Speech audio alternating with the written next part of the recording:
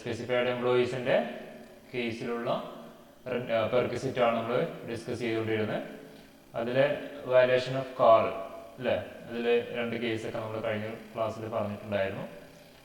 ഇനി അതിലൊരു പ്രോബ്ലം കൂടിയാണ് നമുക്ക് ചെയ്യാനുള്ളൂ.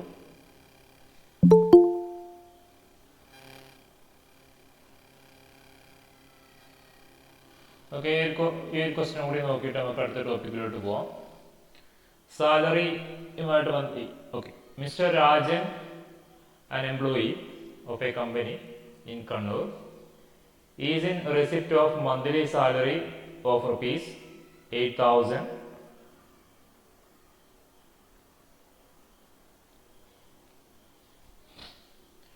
He is also entitled to get bonus equivalent to 3 months' salary.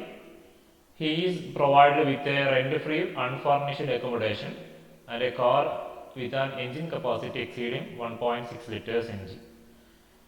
Educational expenses of his son in Australia amounting to rupees 50,000 have been met by the employer.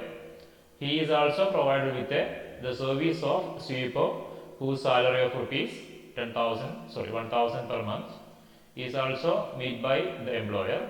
Determine his total salary income. ഇതാണ് question. Okay, question മനസ്സിലായോ? രാജൻ എന്ന് പറയുന്ന ഒരു employee കണ്ണൂരിലാണ് ഇയാൾ ജോലി ചെയ്യണത്. Okay, ഇയാൾക്ക് monthly salary എന്ന് പറഞ്ഞാൽ 8,000 പെർ മന്ത് ആണ്. He is also entitled to get bonus. ഇയാൾക്ക് എന്തും കിട്ടുന്നുണ്ട്, ബോണസും ഈ പറയുന്ന എംപ്ലോയർ പ്രൊവൈഡ് ചെയ്യുന്നുണ്ട്. അത് 3 months സാലറിയാണ്. ഒരു വർഷത്തിൽ 3 മാസത്തെ സാലറി അയാൾക്ക് ബോണസ് ആയിട്ട് കൊടുക്കുന്നുണ്ട്. അതുപോലെ he is provide with rent free unfurnished accommodation. ഇയാൾക്ക് rent free unfurnished accommodation provide ചെയ്യുന്നുണ്ട്. അതുപോലെ കാറും കൊടുക്കുന്നുണ്ട് അല്ലേ. റെന്റ് ഫ്രീ അൺഫർണിഷ്ഡ് അക്കോമഡേഷൻ എന്ന് പറഞ്ഞാൽ അറിയാലോ എന്താ സംഭവം എന്നുള്ളത് അല്ലേ. And car with an engine capacity exceeding 1.6 liters. ഒരു കാറും കൊടുക്കുന്നുണ്ട് ഇയാൾക്ക് യൂസ് ചെയ്യാൻ വേണ്ടിയിട്ട്. അതുപോലെ education expenses of his son. ഈ പറയുന്ന രാജന്റെ മകന് ഓസ്ട്രേലിയയിൽ പഠിക്കുന്നുണ്ട്. അതിന്റെ എഡ്യൂക്കേഷൻ എക്സ്പെൻസസും മീറ്റ് ചെയ്യണത് ആരാണ്? ഇയാളുടെ എംപ്ലോയർ ആണ്.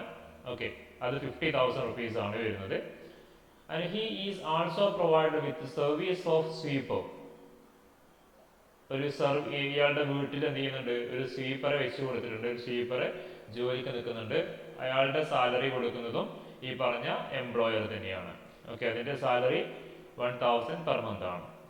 അങ്ങനെയാണെങ്കിൽ ഇയാളുടെ ടോട്ടൽ സാലറി ഇൻകം കമ്പ്യൂട്ട് ചെയ്യാനാണ് ക്വസ്റ്റ്യൻ. ഓക്കെ, എല്ലാവരുടെ കയ്യിലും നോട്ട്ബുക്ക് ഉണ്ടാവും?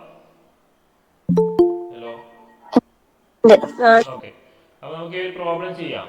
നമുക്കിതിൽ അറിയുന്ന കുറെ കാര്യങ്ങളുണ്ട് അല്ലേ. അപ്പൊ ഹെഡിങ് കൊടുക്കാം, computation of total income of mister Rajan എന്നൊരു ഹെഡിങ് കൊടുക്കുക. Computation of total income of mister Rajan. Total income അല്ല, salary income. Okay, computation of salary income of mister Rajan heading കൊടുക്കുക. ഇതിൽ ഹലോ, ക്ലാസ് റെക്കോർഡാണോ? ആ, റെക്കോർഡാണ്.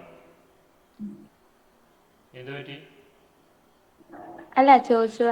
ഓക്കെ, റെക്കോർഡാണ്. ഞാനിത് കഴിഞ്ഞ ദിവസത്തെ മാനേജ്മെന്റ് അക്കൗണ്ടിങ്ങിൽ റെക്കോർഡ് ചെയ്ത് വെച്ചിട്ടുണ്ട്.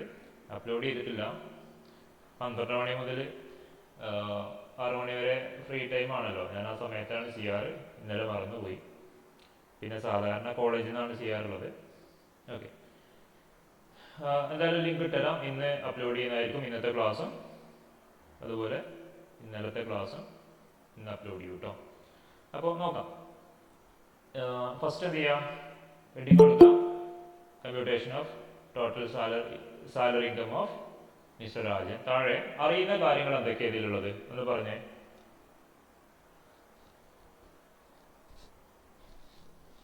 Monthly salary. Yes, monthly salary, basic salary. Heading കൊടുക്കുക. First number 1 basic salary. Basic salary എഴുതാം. എത്ര ബേസിക് സാലറി വരുന്നത്?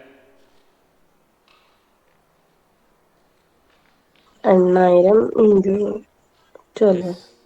ഈ ഒരു പ്രോബ്ലം ചെയ്യൂ കേട്ടോ. കാരണം ഇത് ചെയ്ത് കഴിഞ്ഞാലേ നിങ്ങൾക്ക് ഒരു കോൺഫിഡൻസ് വരുള്ളൂ. അതിന് വേണ്ടിയിട്ടാണ് ചെയ്യിക്കുന്നത്. 96,000. യെസ്, 96,000. ഓക്കെ, പിന്നെന്താ ഉള്ളത്, വേറെന്താ? ബോണസ്. Yes, bonus. നെക്സ്റ്റ് താഴെ നമ്പർ 2 ബോണസ്. ബോണസ് എത്രയാ?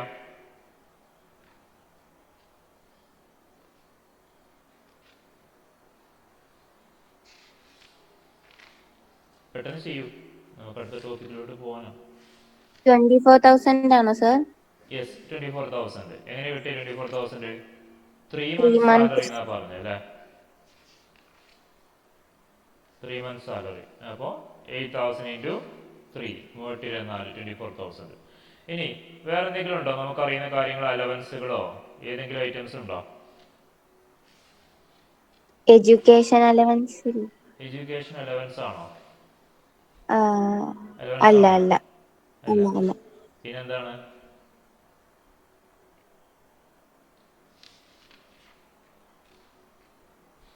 അപ്പോൾ നോട്ട് ചെയ്യാം, എഡ്യൂക്കേഷൻ അലവൻസ്.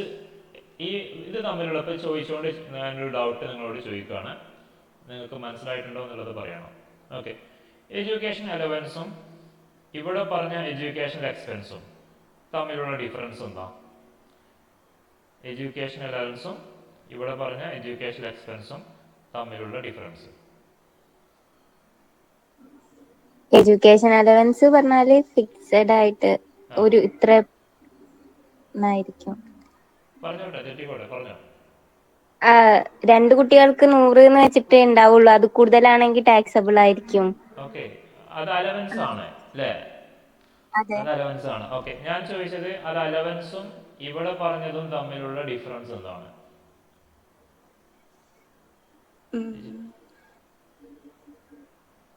അറിയാമായിരിക്കുമല്ലോ. ഓക്കെ, പറഞ്ഞു. ഇതൊരു ഗിഫ്റ്റ് മാതിരി കൊടുക്കുന്ന അല്ലേ? ഒന്നുകൂടി പറഞ്ഞാൽ കേട്ടില്ല. ഇതൊരു ഗിഫ്റ്റ് മാതിരി കൊടുക്കുന്നതല്ലേ? ഗിഫ്റ്റ് മീൻസ് ഇൻ കൈൻഡ് അല്ലേ? അപ്പോൾ അലവൻസിന്റെ കേസ് നമുക്ക് അറിയുന്ന കാര്യമാണ്. അലവൻസ് എന്ന് പറഞ്ഞാൽ ഒരു ഫിക്സഡ് എമൗണ്ട് ആയിട്ടാണ് കൊടുക്കുക. നോട്ട് ചെയ്ത് വെച്ചോ, എഡ്യൂക്കേഷണൽ അലവൻസ് എന്ന് പറഞ്ഞാൽ അത് ടാക്സിബിൾ ആണ്. ടാക്സിബിൾ മാത്രമല്ല, ചിലത് എഡ്യൂക്കേഷൻ അലവൻസിൽ 1,100 പെർ മന്ത് വെച്ചിട്ട് 2 കുട്ടികൾക്ക് എക്സംപ്റ്റഡ് ആണെന്ന് പറഞ്ഞിട്ടുണ്ട്. ദെൻ അവിടെ ആ കേസ് നിങ്ങൾക്ക് അറിയാം. ഇവിടെ എഡ്യൂക്കേഷൻ എക്സ്പെൻസ് മീറ്റ് ചെയ്യാണ്, പൈസയല്ല കൊടുക്കുന്നത്.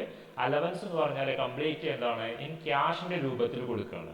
ബേസിക് സാലറിക്ക് പുറമെ ഒരു ഫിക്സഡ് എമൗണ്ട് എന്ത് ചെയ്യാണ്, ക്യാഷ് ആയിട്ട് എഡ്യൂക്കേഷൻ എക്സ്പെൻസുകൾ മീറ്റ് ചെയ്യാൻ വേണ്ടിയിട്ട് എംപ്ലോയർ എംപ്ലോയിക്ക് കൊടുക്കുകയാണ്. അത് അലവൻസ് ആണ്.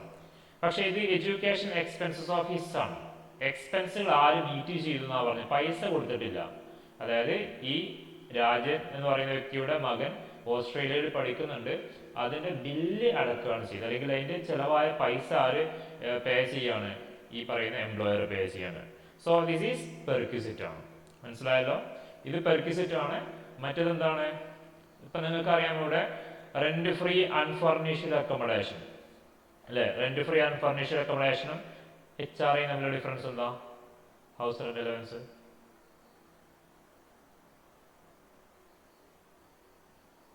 ഒന്ന് HRA എന്ന് പറഞ്ഞാൽ എന്താ, അതിന് ഫിക്സഡ് എമൗണ്ട് കൊടുക്കുകയാണ്.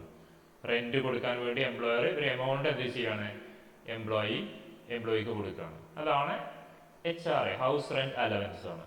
ഇതെന്താണ്, ഇവിടെ ഫ്രീ ആയിട്ട് വീട് പ്രൊവൈഡ് ചെയ്യണം, അല്ലാതെ പൈസയല്ല കൊടുക്കുന്നത്. സോ ഇത് പെർക്വിസിറ്റ് ആണ്, മറ്റേത് അലവൻസ് ആണ്. ഇവ തമ്മിലുള്ള ഡിഫറൻസ് ഒന്ന് അത് നോട്ട് ചെയ്ത് വെക്കാം. ഓക്കെ, ഇവിടെ നമുക്ക് നമ്മുടെ പ്രോബ്ലത്തിലോട്ട് വരാം. മന്ത്ലി സാലറി എത്രയാണ്, 8,000. അതുപോലെ ബോണസും നമ്മൾ എഴുതി വെച്ചു അല്ലേ? ഇനി അതിന്റെ താഴെ പെർക്വിസിറ്റ്, വേറെ ഐറ്റംസ് ഒന്നും ഇല്ല, അതുകൊണ്ട് താഴെ പെർക്വിസിറ്റ് കൊടുക്കാം. Number 3 perquisite. ഇതില് നമുക്ക് ആദ്യത്തെ എന്തെല്ലാം പെർക്വിസിറ്റുകൾ അവിടെ ഉള്ളത്?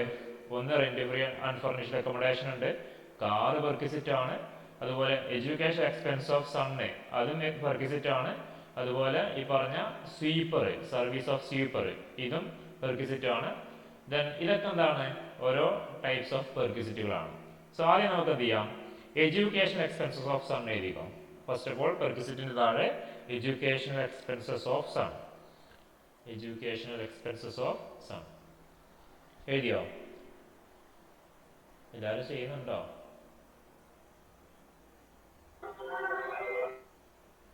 ഓക്കെ, എത്രയാണ് എഡ്യൂക്കേഷൻ എക്സ്പെൻസസ്? ആരും ഒന്നും പറയുന്നില്ലല്ലോ. പ്രോബ്ലം ചെയ്യണ്ടേ? അടുത്ത 15,000 ടോപ്പിക്കിലോട്ട് പോവാം. ചെയ്യണം. ചെയ്യുന്നുണ്ട്. ഓക്കെ. എത്രയാണ് വരുന്നത്? 50,000 വരുന്നത്. 15,000. യെസ്, 50,000. അത് ഫുള്ളി ടാക്സിബിൾ ആണോ? പെർക്വിസിറ്റ് ഓർമ്മ ഉണ്ടോ? ഓക്കെ, ഇവിടെ നോക്കാം നമുക്ക്.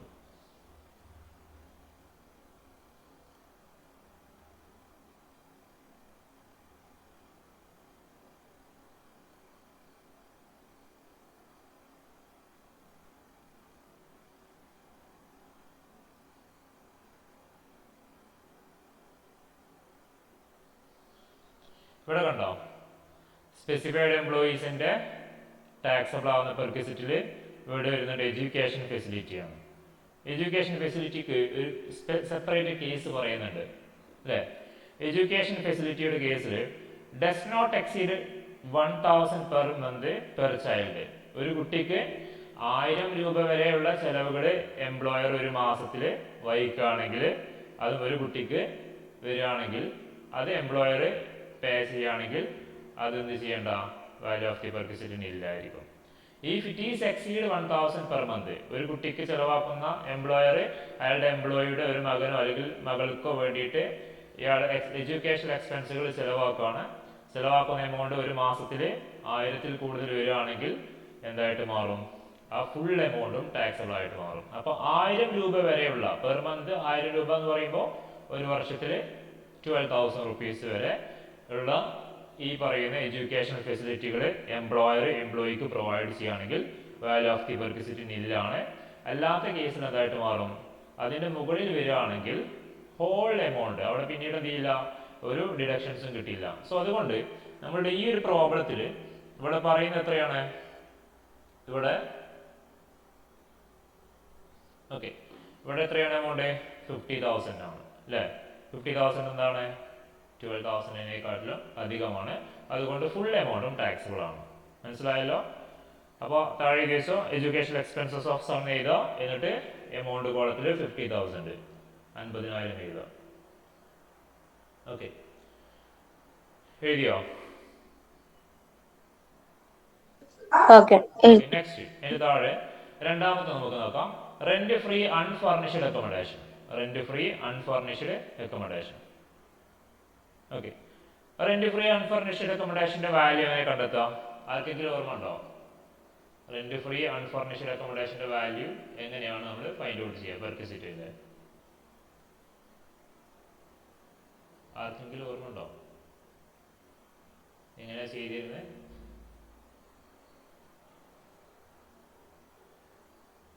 ഇല്ലല്ലോ. ഓക്കെ, ഞാൻ പെട്ടെന്ന് പ്രോബ്ലം ചെയ്ത് പോകാൻ വേണ്ടിയിട്ടാണ്.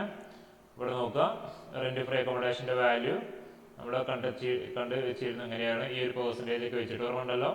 പുതിയ കാറ്റഗറി റേറ്റും പഴയതും. ഈ ഒരു പ്രോബ്ലത്തിൽ നമുക്ക് എത്ര പോപ്പുലേഷൻ ഉള്ള സിറ്റിയിലാണ് എന്നൊന്നും പറയുന്നില്ല, പക്ഷെ കണ്ണൂരിലാണ് ഇയാൾ വർക്ക് ചെയ്യണമെന്ന് പറയുന്നുണ്ട്. അപ്പോൾ നമുക്ക് എന്ത് ചെയ്യാം? ഈ മൂന്നാമത്തെ കാറ്റഗറിയിലുള്ള ഒരു സിറ്റിയിലാണ് അയാൾ താമസിക്കണമെന്ന് അസ്യൂം ചെയ്യാം. മനസ്സിലായല്ലോ?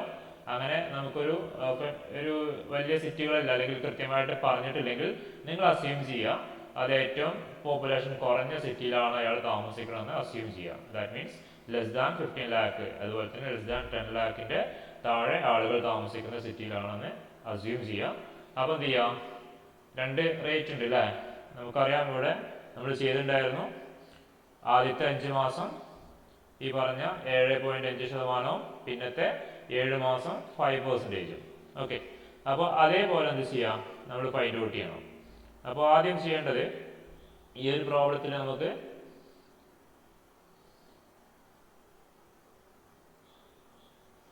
ഓക്കെ താഴെ കൊടുക്കാം. റെന്റ് ഫ്രീ അക്കോമഡേഷൻ എഴുതിയിട്ട് താഴെ സാലറി അല്ലേ? സാലറി വേണം നമുക്ക് അവിടെ 7.5%, അതുപോലെ തന്നെ 5% വെച്ച് കാണണ്ടേ? അപ്പോൾ ഇവിടെ സാലറി എന്തൊക്കെ വരിക? ഇവിടെ 2 ഐറ്റംസ് ആണ് സാലറിയിൽ വരിക അല്ലേ? സാലറി എന്ന് എഴുതാം. റെന്റ് ഫ്രീ അക്കോമഡേഷൻ എഴുതിയിട്ട് താഴെ സാലറി എന്ന് എഴുതാം. എന്നിട്ട് ആ സാലറിയുടെ അടുത്ത് തന്നെ, എമൗണ്ട് കോളത്തിലല്ല, സാലറിയുടെ അടുത്ത് തന്നെ 1,20,000 എന്ന് എഴുതാം. എങ്ങനെയാണ് 1,20,000 കിട്ടിയത്?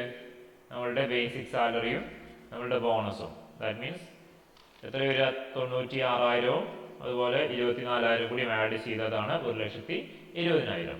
ഓക്കെ, അപ്പോൾ സാലറി കിട്ടി. ഇനി നമുക്ക് എന്ത് ചെയ്യണം? ആദ്യത്തെ 5 മാസം April, May, June, July, August വരെയുള്ള 5 മാസത്തേക്ക് നമ്മൾ 7.5% പെർസെൻറ്റേജ് കാണേണ്ടത്.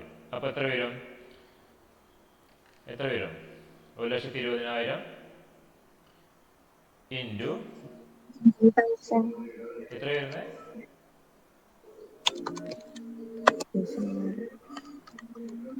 9,000 ആണോ?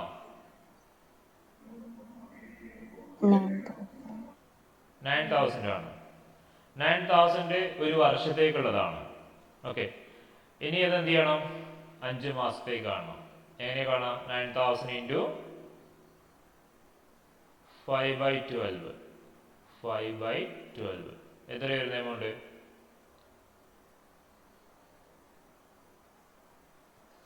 ഓക്കെ, ഞാനേ 750. ഞാൻ ഈ ഒരു പ്രോബ്ലത്തെ നമുക്ക് നമ്മൾ ചെയ്ത് കഴിഞ്ഞാൽ ഒരുപാട് സമയം പോകും. ഇതാണ് ആൻസർ നോക്കിക്കോട്ടോ, എങ്ങനെ ചെയ്തെന്നുള്ളത്. സാലറി നമ്മൾ ചെയ്ത പോലെ ഇവിടെ എഴുതിയിട്ടുണ്ട്. എത്രയാണ്? 96,000. ബോണസ് 24,000. പെർക്വിസിറ്റുകളാണ് പിന്നെ ഉള്ളത്. അതിൽ എഡ്യൂക്കേഷൻ എക്സ്പെൻസ് 50,000 നമ്മൾ എഴുതിയിട്ടുണ്ട്. കാരണം എന്തുകൊണ്ടാണ്? അത് 10,000 അല്ലേ, 1000 പെർ മന്ത് വെച്ചിട്ട് നമുക്ക് ഒരു ചൈൽഡിന് നമുക്കത് എഡ്യൂക്കേഷൻ എക്സ്പെൻസുകൾ എന്ത് ചെയ്യാം? എംപ്ലോയറെ മീറ്റ് ചെയ്താലും വാല്യൂന് ഇല്ലാണ്. പക്ഷെ ഇവിടെ 50,000 ആണ്. അതാണ് എംപ്ലോയിക്ക് വേണ്ടി ചിലവാക്കിയ എഡ്യൂക്കേഷൻ എക്സ്പെൻസ്. സോ അത് കംപ്ലീറ്റ് എമൗണ്ടും ടാക്സബിൾ ആണ്. ഇനി ഇവിടെ റെന്റ് ഫ്രീ അക്കോമഡേഷൻ ആണ്. സാലറി 1,20,000 ആണ് കിട്ടിയത്. 96,000 24,000 കൂടി ആഡ് ചെയ്തപ്പോൾ 1,20,000 1,20,000 കിട്ടി. ഇനി അതിനെ നമ്മൾ എന്ത് ചെയ്തു? 5 മാസത്തേക്ക് കണ്ടു. 1,20,000 5 മാസത്തേക്ക് കണ്ടിട്ട് അതിൻ്റെ 7.5% കണ്ടു. 3,780 കിട്ടി. ഈ 1,20,000 7 മാസത്തേക്കുള്ളത് കണ്ടപ്പോൾ എത്ര കിട്ടി? 70,000 5% നമ്മൾ ഫൈൻഡ് ഔട്ട് ചെയ്തു. 3,500 കിട്ടി. രണ്ടും പാട് ആഡ് ചെയ്ത് നേരെ ഇന്നർ കോളത്തിൽ എഴുതാം. 7,250. ഓക്കെ, ഇനി കാറ്. ഈ ഒരു ക്വസ്റ്റ്യനിൽ പറയുന്നുണ്ട്, ഇവിടെ കാറ് കൊടുക്കുന്നുണ്ടെന്ന് പറഞ്ഞു അല്ലേ? ഇവിടെ rent free accommodation and car with an engine capacity exceeding 1.6 litres ആണ്. അപ്പോൾ അസ്യൂം ചെയ്യേണ്ട ഒരു കാര്യം, ഇവിടെ ഈ കാറ് ഇയാൾ ഒഫീഷ്യൽ പർപ്പസിനാണോ അല്ലെങ്കിൽ പേഴ്സണൽ പർപ്പസിനാണോ അല്ലെങ്കിൽ രണ്ടിനാണോ എന്നുള്ളത് പറഞ്ഞിട്ടില്ല.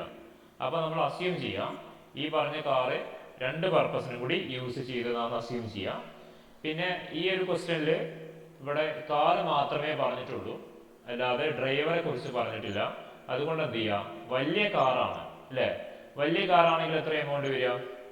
വലിയ കാറ് ബോത്ത് പർപ്പസ് 2,400 രൂപയാണ് നമുക്ക് വരിക അല്ലേ? 2,400 ഇൻറ്റു 12. ഓക്കെ, അവിടെ ഇനി ഡ്രൈവറും കൂടി ഉണ്ടായിരുന്നെങ്കിൽ പ്ലസ് 2,400 പ്ലസ് 900 ഇൻറ്റു 12 ആണ് ചെയ്യുക. അപ്പോൾ നമ്മൾ അസ്യൂം ചെയ്യണം, assume that car is used for both purpose. That means official and private പർപ്പസിന് യൂസ് ചെയ്ത കാറാണെന്ന് അസ്യൂം ചെയ്യാം. ബിഗ് കാറാണ്.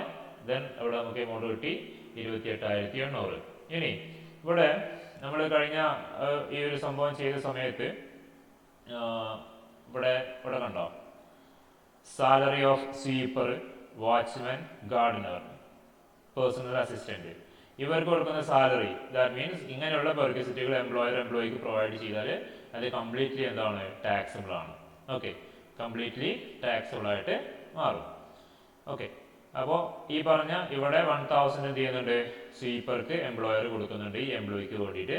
സോ അതുകൊണ്ട് ആ ഒരു എമൗണ്ടും സാലറി ഓഫ് സ്വീപ്പർ അവിടെ 12,000 വരും. 1,000 ആണ് ഒരു മാസം. അങ്ങനെ ഇൻറ്റു 12 12,000 ഒക്കെ പാട് ആഡ് ചെയ്തപ്പോൾ 98,050 എന്ന് പറയുന്നൊരു എമൗണ്ട് കിട്ടി.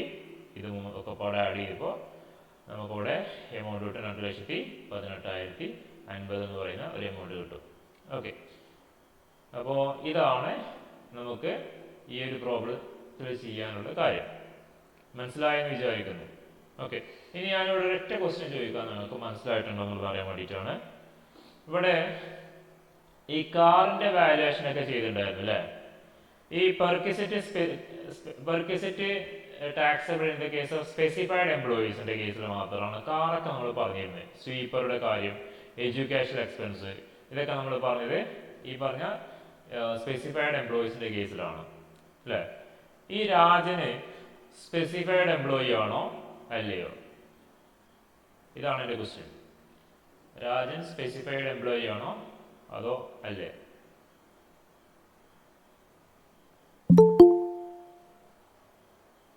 ആണോ? ഹലോ, രാജൻ സ്പെസിഫൈഡ് എംപ്ലോയി ആണോ?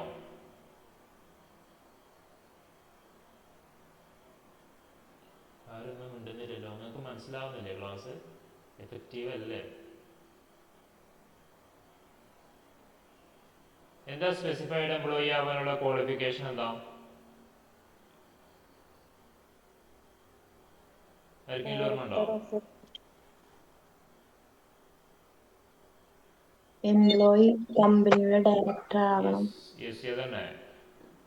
ഡയറക്ടർ ഓഫ് എ കമ്പനി ആവണം ഒരു എംപ്ലോയി, അല്ലെങ്കിൽ ഒരു കമ്പനിയുടെ 20% ഷെയർ ഹോൾഡ് ചെയ്യണം, അല്ലെങ്കിൽ അയാളുടെ സാലറി ഇൻകം മാത്രം 50,000 കൂടുതൽ വരണം. അപ്പോൾ ഈ ഒരു ക്വസ്റ്റ്യനിൽ ഫസ്റ്റത്തെ രണ്ടും ഒന്നിനെ കുറിച്ചും പറഞ്ഞിട്ടില്ല.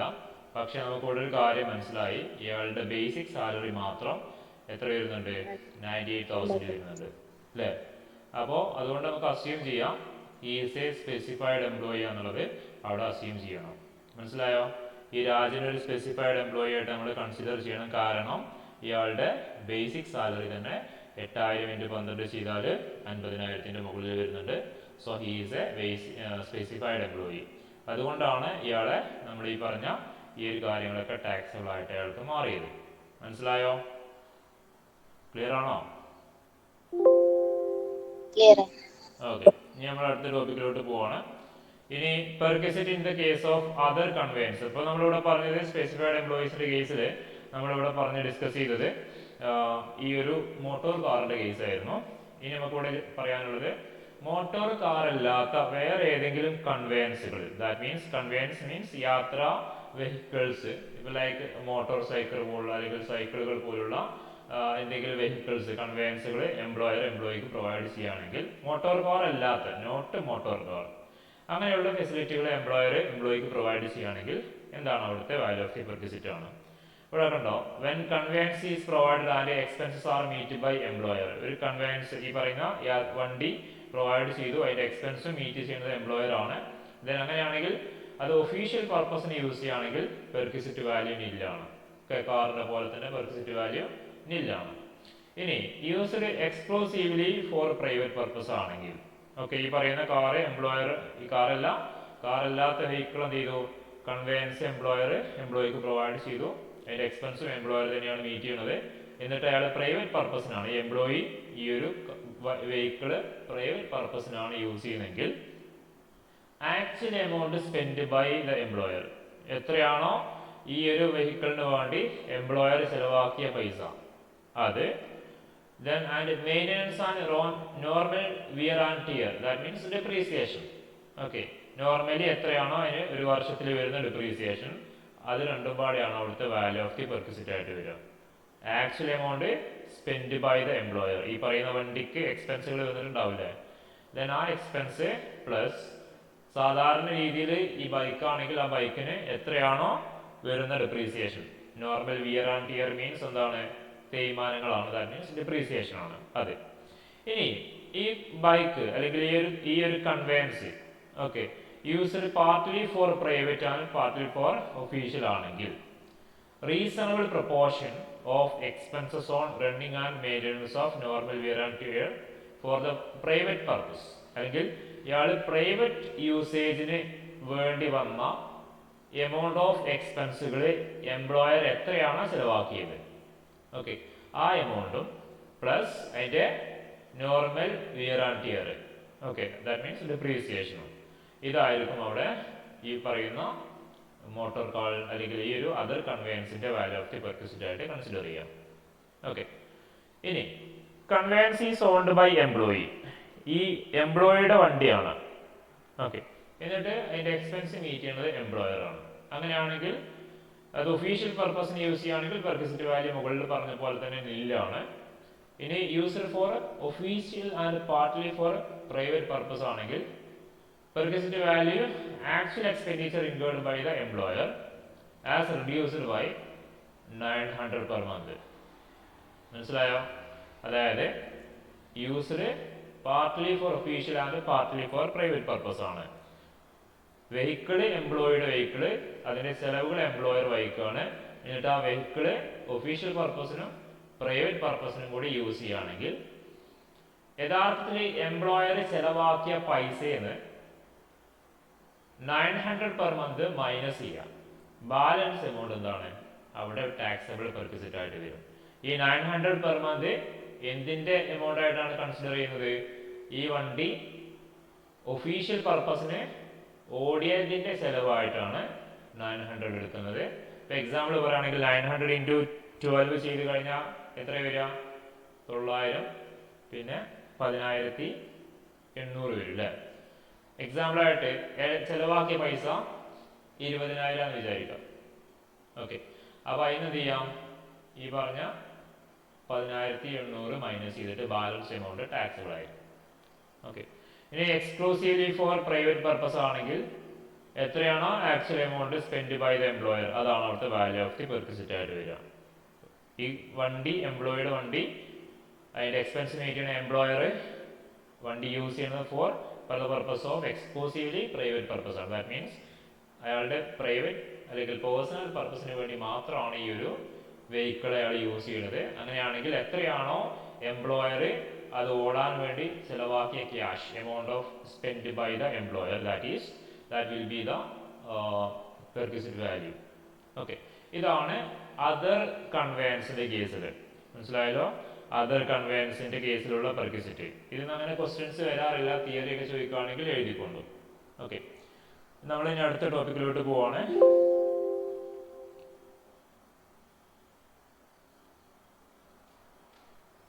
ഇനി മോർ ദാൻ വൺ കാർ കൊടുക്കുകയാണ്. ഇപ്പോൾ എംപ്ലോയർ ചിലപ്പോൾ എംപ്ലോയീസിന് ഈ പറഞ്ഞ പോലെ ഒന്നിലധികം കാറുകളൊക്കെ ചിലപ്പോൾ എന്ത് ചെയ്യാം? മേ ബി കൊടുത്തേക്കാം അല്ലേ? അതാണ് മോർ ദാൻ വൺ കാർ കൊടുക്കുകയാണെങ്കിലുള്ള കേസാണ് ഇവിടെ പറയുന്നത്. When more than one car is provided to employee otherwise than wholly and exclusively for official purpose ആണ്. ഇത് രണ്ടും ഇത് നമ്മൾ മൊത്തമായിട്ട് എക്സ്ക്ലൂസീവ്ലി ഓഫീസ് പർപ്പസ് ആണ്.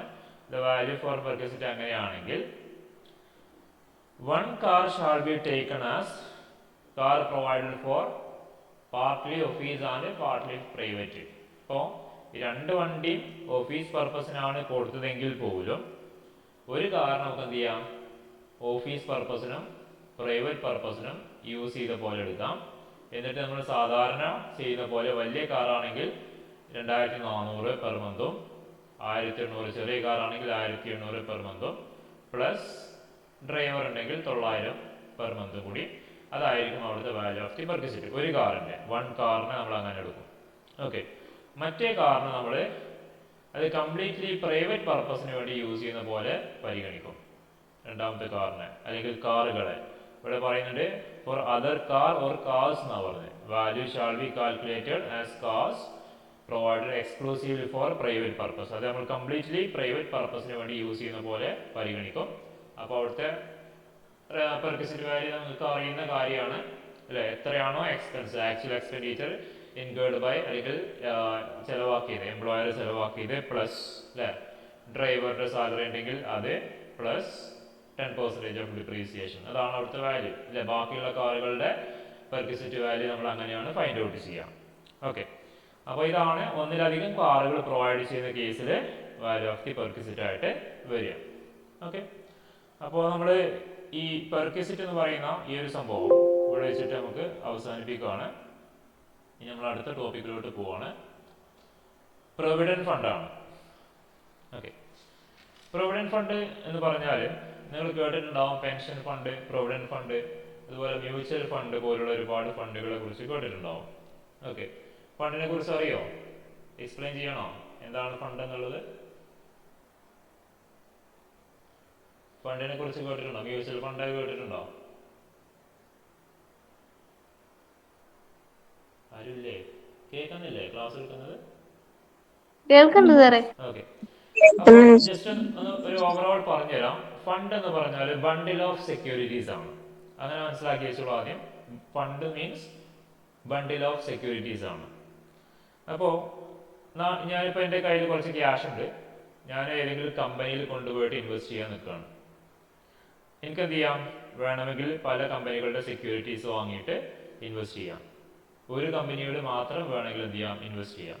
ഒരു കമ്പനിയിൽ മാത്രം ഇൻവെസ്റ്റ് ചെയ്താൽ പ്രശ്നം എന്താ വെച്ചാൽ, കമ്പനിക്ക് പ്രോഫിറ്റ് ഉണ്ടായാലും എനിക്ക് പ്രോഫിറ്റ് നല്ലോണം കിട്ടും, നഷ്ടം വന്നു കഴിഞ്ഞാൽ എനിക്ക് ഹ്യൂജ് ലോസ് ആയിരിക്കും ഉണ്ടാവുക. പകരം എനിക്ക് പല പല കമ്പനികളിൽ കൊണ്ടുപോയിട്ട് ഇൻവെസ്റ്റ് ചെയ്യുകയാണെങ്കിൽ ഒരു കമ്പനിയിൽ ലോസ് ആണെങ്കിലും മറ്റേ കമ്പനിയിലെ പ്രോഫിറ്റ് കൊണ്ട് എനിക്ക് അവിടെ പ്രോഫിറ്റ് ബാലൻസ് ചെയ്ത് പോകാൻ പറ്റും. ഓക്കെ, എനിക്ക് അങ്ങനെ, അതാണ് പോർട്ട്ഫോളിയോ എന്ന് പറയും. അത് ഞാൻ തന്നെ മാനേജ് ചെയ്യുകയാണെങ്കിൽ അതിനെയാണ് പോർട്ട്ഫോളിയോ മാനേജ്മെന്റ് എന്ന് പറയും. ഇനി എനിക്ക് സമയമില്ലെങ്കിൽ എൻ്റെ ക്യാഷ് എന്ത് ചെയ്യാൻ വേണമെങ്കിൽ ഈ പരിപാടി ചെയ്യുന്ന ഒരുപാട് കമ്പനികളുണ്ട്. അതാണ് ഈ മ്യൂച്വൽ ഫണ്ട് കമ്പനികൾ എന്ന് പറയും. ഓക്കെ, മ്യൂച്വൽ ഫണ്ട് കമ്പനികൾ എന്താ ചെയ്യുക? ഞാൻ എൻ്റെ കയ്യിൽ 1 ലക്ഷം ഉണ്ടെങ്കിൽ ആ 1 ലക്ഷം ഞാൻ മ്യൂച്വൽ ഫണ്ടിൽ ഇൻവെസ്റ്റ് ചെയ്യുകയാണെങ്കിൽ അവരെന്ത് ചെയ്യും?